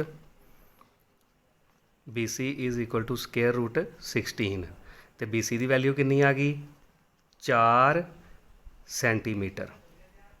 ਹੁਣ ਸਾਡੇ ਕੋਲ ਈ ਸੀ ਕਿੰਨਾ ਸੀਗਾ 6 ਸੈਂਟੀਮੀਟਰ ਦਿੱਤਾ ਸੀ ਅਤੇ ਜਿਹੜਾ ਬੀ ਸੀ ਆ ਉਹ 4 ਸੈਂਟੀਮੀਟਰ ਆ ਗਿਆ। ਇਹ ਆਂਸਰ ਆ ਗਿਆ ਬੀ ਸੀ ਦਾ। ਹੁਣ ਦੇਖਦੇ ਹਾਂ ਤੁਹਾਡੀ ਵਰਕਸ਼ੀਟ ਦੇ ਉੱਪਰ। ਆ ਦੇਖੋ ਵਰਕਸ਼ੀਟ ਦੇ ਉੱਪਰ ਕੁਐਸਚਨ ਨੰਬਰ ਆ ਜਿਹੜਾ 21 ਦਾ ਸੀ ਆਪਸ਼ਨ 4 ਸੈਂਟੀਮੀਟਰ। ਇਹ ਬੀ ਸੀ ਦਾ ਆਂਸਰ ਜੇ ਬੀ ਸੀ ਇਹਦੇ ਬਰਾਬਰ ਹੋਏਗਾ 4 ਸੈਂਟੀਮੀਟਰ ਦੇ। ਚਲੋ ਦੇਖੋ ਅੱਗੇ ਕੁਐਸਚਨ ਨੰਬਰ 22। ਕਹਿੰਦੇ ਜੇ ਤ੍ਰਿਭੁਜ ਏ ਬੀ ਸੀ ਅਤੇ ਤ੍ਰਿਭੁਜ ਡੀ ਈ ਐਫ ਵਿੱਚ ਆਹ ਕੋਣ ਬਰਾਬਰ ਦਿੱਤੇ ਨੇ ਏ ਬੀ ਬਰਾਬਰ 2 ਡੀ ਈ ਹੈ ਤਾਂ ਦੋਵੇਂ ਤਿਕੋਣ ਹਨ। ਕਿਸ ਤਰ੍ਹਾਂ ਦੇ ਤਿਕੋਣ ਹੋਣਗੇ। ਆ ਦੇਖੋ ਮੈਂ ਤੁਹਾਨੂੰ ਇੱਥੇ ਸਮਝਾ ਦਿੰਦਾ ਇਹਦਾ। ਦੇਖੋ ਦੋ ਕੋਣ ਜਿਹੜੇ ਆਹ ਬਰਾਬਰ ਦਿੱਤੇ ਨੇ। ਜਿਹੜੀ ਇਹਦੀ ਭੁਜਾ ਵਾ ਏ ਬੀ ਉਹ ਦੂਸਰੀ ਤ੍ਰਿਭੁਜ ਡੀ ਈ ਦੇ ਨਾਲ ਪ੍ਰਪੋਸ਼ਨ ਵਿੱਚ ਵਾ 2 ਦਿੱਤੀ ਹੋਈ ਆ। ਮੈਂ ਤੁਹਾਨੂੰ ਇਹਨੂੰ ਲਿਖ ਕੇ ਦੱਸਦਾ ਕਾਪੀ ਦੇ ਉੱਪਰ ਫਿਰ ਤੁਹਾਨੂੰ ਸਮਝ ਲੱਗੇਗੀ ਵੀ ਇਹ ਪ੍ਰਪੋਸ਼ਨ 'ਚ ਵਾ ਇਕੁਅਲ ਨਹੀਂ ਦਿੱਤੀਆਂ ਦੋਨੋਂ। ਜੇ ਇੱਥੇ ਏ ਬੀ ਬਰਾਬਰ ਡੀ ਈ ਲਿਖਿਆ ਹੁੰਦਾ ਤਾਂ ਫਿਰ ਤਾਂ ਸਾਈਡਾਂ ਇਕੁਅਲ ਸੀਗੀਆਂ ਪਰ ਇਕੁਅਲ ਨਹੀਂ ਆ ਪ੍ਰਪੋਸ਼ਨ ਵਿੱਚ ਵਾ। ਅਤੇ ਮੈਂ ਤੁਹਾਨੂੰ ਇਹਨੂੰ ਲਿਖ ਕੇ ਦੱਸਦਾ ਵਾਂ ਵੀ ਇਹਨੂੰ ਅਸੀਂ ਕਿਸ ਤਰ੍ਹਾਂ ਦੇਖਾਂਗੇ ਕਿ ਇਹ ਦੋਨੋਂ ਟਰਾਇੰਗਲਸ ਜਿਹੜੀਆਂ ਨੇ ਉਹ ਕਿਸ ਤਰ੍ਹਾਂ ਦੀਆਂ ਨੇ। ਆ ਦੇਖੋ ਬੱਚਿਓ 22ਵੇਂ ਕੁਐਸਚਨ ਦੇ ਵਿੱਚ ਸਾਨੂੰ ਉਹ 2 ਟਰਾਇੰਗਲਸ ਦਿੱਤੀਆਂ ਨੇ ਔਰ ਇਹ ਸਾਨੂੰ ਕਹਿੰਦੇ ਕਿ ਇਹਦੇ ਵਿੱਚ ਆ ਜਿਹੜਾ ਕੋਣ ਬੀ ਆ ਉਹ ਕਿਹਦੇ ਬਰਾਬਰ ਦਿੱਤਾ ਹੋਇਆ ਕੋਣ ਈ ਦੇ। ਇਹਦੇ ਬਰਾਬਰ ਆ। ਦੂਸਰੇ ਪਾਸੇ ਸਾਨੂੰ ਕਹਿੰਦੇ ਆ ਕਿ ਜਿਹੜਾ ਕੋਣ ਹੈਗਾ ਐਫ ਆ ਜਿਹੜਾ ਇਹ ਜਿਹੜਾ ਐਫ ਕੋਣ ਵਾ ਉਹ ਕਿਹਦੇ ਬਰਾਬਰ ਦਿੱਤਾ ਹੋਇਆ ਵਾ, ਕੋਣ ਸੀ ਦੇ। ਇਹ ਤੁਸੀਂ ਆਪਣੀ ਵਰਕਸ਼ੀਟ ਨਾਲ ਨਾਲ ਦੇਖਦੇ ਰਹੋ। ਹੁਣ ਇਹ ਚੀਜ਼ਾਂ ਸਾਨੂੰ ਦੋ ਬਰਾਬਰ ਦੇ ਦਿੱਤੀਆਂ ਨੇ। ਉਸ ਤੋਂ ਬਾਅਦ ਜਿਹੜੀ ਏ ਬੀ ਆ, ਇਹ ਸਾਈਡ ਕਹਿੰਦੇ ਆ ਵੀ 2DE ਆ। ਜਿਹੜੀ ਆ ਏ ਬੀ ਆ ਇਹ 2DE, ਜਿੰਨੀ DE ਆ ਉਹਨੂੰ 2 ਨਾਲ ਮਲਟੀਪਲਾਈ ਕਰ ਦਈਏ। ਮੰਨ ਲਓ ਜੇ ਆ 1 ਵਾ ਅਤੇ ਆ ਕਿੰਨੀ ਆ, 2। ਉਹਨਾਂ ਨੇ ਇਸ ਤਰ੍ਹਾਂ ਕਰਕੇ ਪ੍ਰਪੋਰਸ਼ਨ ਦਿੱਤਾ ਹੋਇਆ ਵਾ। ਯਾਨੀ ਕਿ ਮੈਂ ਤੁਹਾਨੂੰ ਇਸ ਸਾਈਡ 'ਤੇ ਲਿਖ ਕੇ ਦੱਸ ਦਿੰਦਾ, ਜਾਂ ਇੱਥੇ ਆ ਦੇਖਿਓ, ਜਿਸ ਤਰ੍ਹਾਂ ਉਹਨਾਂ ਨੇ ਉੱਥੇ ਲਿਖਿਆ ਹੋਇਆ ਵਾ ਕਿ AB is equal to 2DE। ਹੁਣ ਇਹਨਾਂ ਦੀ ਜੇ ਪ੍ਰਪੋਰਸ਼ਨ ਦੇਖੀਏ ਤਾਂ ਉਹ ਕੀ ਆ ਗਿਆ, AB over DE is equal to 2 ਅਤੇ ਇਹਦੇ ਥੱਲੇ ਕਿੰਨਾ ਆ ਜਾਏਗਾ, 1। ਇਹ ਇਹਨਾਂ ਦੀ ਰੇਸ਼ੋ ਆ, 2:1। ਹੁਣ ਦੇਖੋ ਆਹ ਸਾਨੂੰ ਕੰਡੀਸ਼ਨ ਦਿੱਤੀ ਆ, ਐਂਗਲ 2 ਬਰਾਬਰ ਦੇ ਦਿੱਤੇ ਨੇ, ਲੇਕਿਨ ਜਿਹੜੀਆਂ ਸਾਈਡਾਂ ਨੇ ਉਹ ਬਰਾਬਰ ਨਹੀਂ ਹੈਗੀਆਂ। ਕਹਿਣ ਦਾ ਮਤਲਬ ਕਿ ਜੇ ਇਹਦੇ ਟਰਾਇੰਗਲਸ ਹੋਣ ਸਰਬੰਗ ਸਮ, ਫਿਰ ਤਾਂ ਇਹਨਾਂ ਦੇ ਕੋਣ ਵੀ ਬਰਾਬਰ ਅਤੇ ਸਾਈਡ ਵੀ ਬਰਾਬਰ ਹੋਏਗੀ। ਪਰ ਇਹ ਸਰਬੰਗ ਸਮ ਨਹੀਂ ਹੈਗੀਆਂ, ਇਹ ਹੈਗੀਆਂ ਨੇ ਸਮਰੂਪ। ਅਤੇ ਸਮਰੂਪ ਨੇ ਅਤੇ ਇਸ ਕਰਕੇ ਇਹਦੇ ਸਮਰੂਪਤਾ ਦਾ ਕਾਰਨ ਕੀ ਹੈ ਇਹਦੇ 'ਚ, ਕਿ ਟਰਾਇੰਗਲਸ ਦੇ ਐਂਗਲਸ ਬਰਾਬਰ ਨੇ ਅਤੇ ਜਿਹੜੀਆਂ ਸਾਈਡਾਂ ਨੇ ਉਹ ਪ੍ਰਪੋਰਸ਼ਨ ਵਿੱਚ ਦਿੱਤੀਆਂ ਹੋਈਆਂ ਨੇ। ਇਸ ਕਰਕੇ ਇਹ ਟਰਾਇੰਗਲਸ ਨੇ ਸਮਰੂਪ, ਯਾਨੀ ਕਿ ਸਿਮੀਲਰ। ਹੁਣ ਜਿਹੜੀਆਂ ਸਾਨੂੰ ਕੰਡੀਸ਼ਨਸ ਦਿੱਤੀਆਂ ਨੇ ਉਹ ਦੇਖੋ ਤੁਸੀਂ। ਆਹ ਦੇਖੋ ਬੱਚਿਓ, ਇੱਥੇ ਸਾਨੂੰ ਕੀ ਦਿੱਤਾ ਕਿ ਸਰਬੰਗ ਸਮ ਪਰੰਤੂ ਸਮਰੂਪ ਨਹੀਂ। ਪਹਿਲੀ ਕੰਡੀਸ਼ਨ ਗਲਤ ਆ, ਕਿਉਂਕਿ ਸਰਬੰਗ ਸਮ ਤੇ ਇਹ ਹੈ ਹੀ ਨਹੀਂ।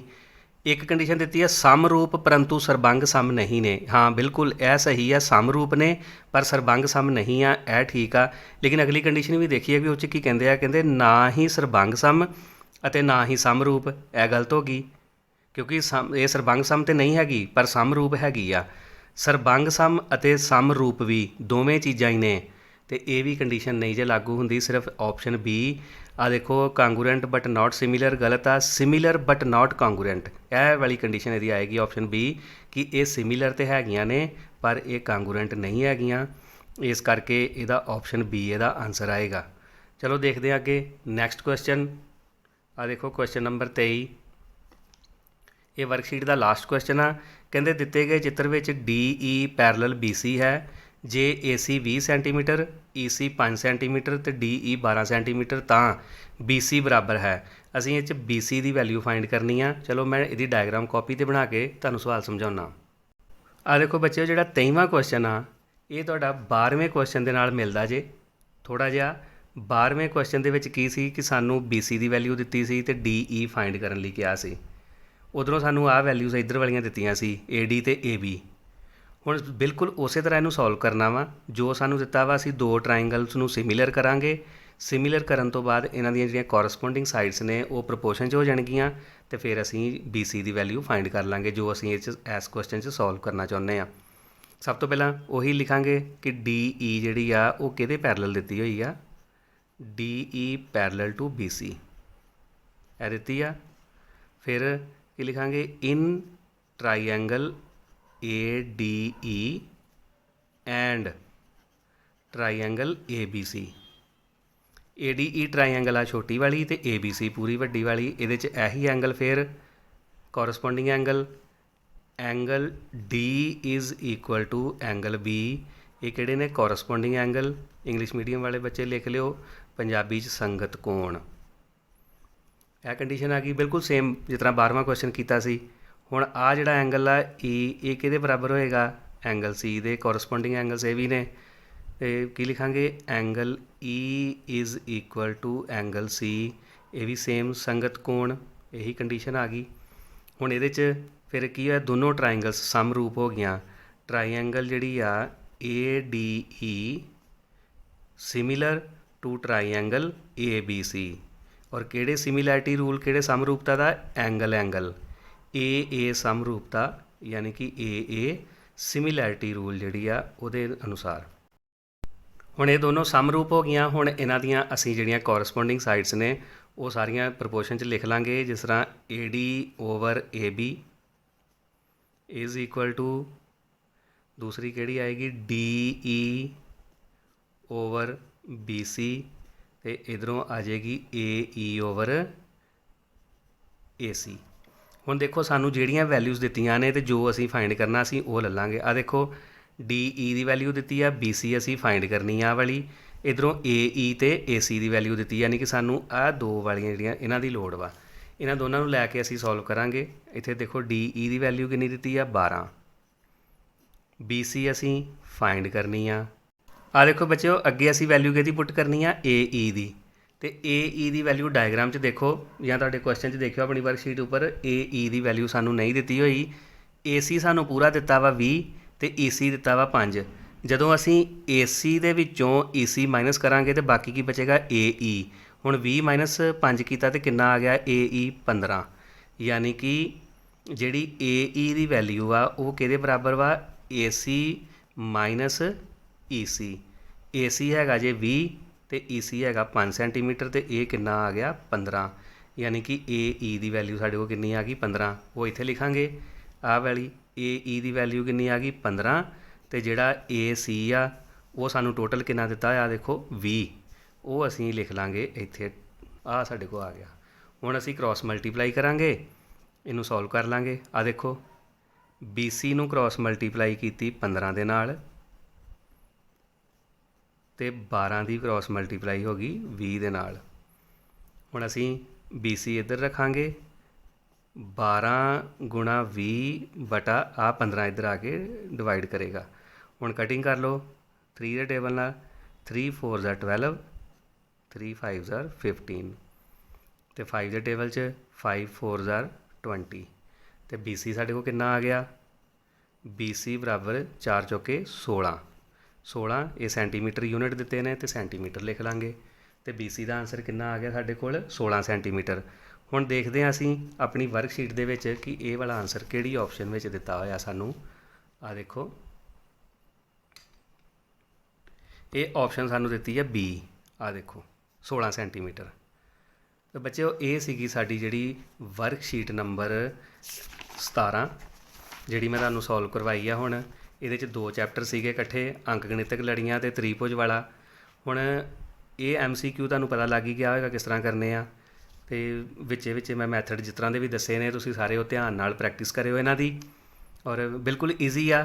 ਕੁਝ ਕੁਐਸਚਨ ਲੱਗਦੇ ਜਿਸ ਤਰ੍ਹਾਂ ਦੇਖ ਕੇ ਕੰਪਲੀਕੇਟਡ ਹੋਣਗੇ, ਜਿਸ ਤਰ੍ਹਾਂ ਦਾ ਅਸੀਂ 12ਵਾਂ ਤੇ ਲਾਸਟ ਕੁਐਸਚਨ ਕੀਤਾ ਸੀ 23ਵਾਂ। ਇਹਦੇ 'ਚ ਘਬਰਾਉਣ ਵਾਲੀ ਕੋਈ ਗੱਲ ਨਹੀਂ ਹੈਗੀ, ਬਿਲਕੁਲ ਈਜ਼ੀਲੀ।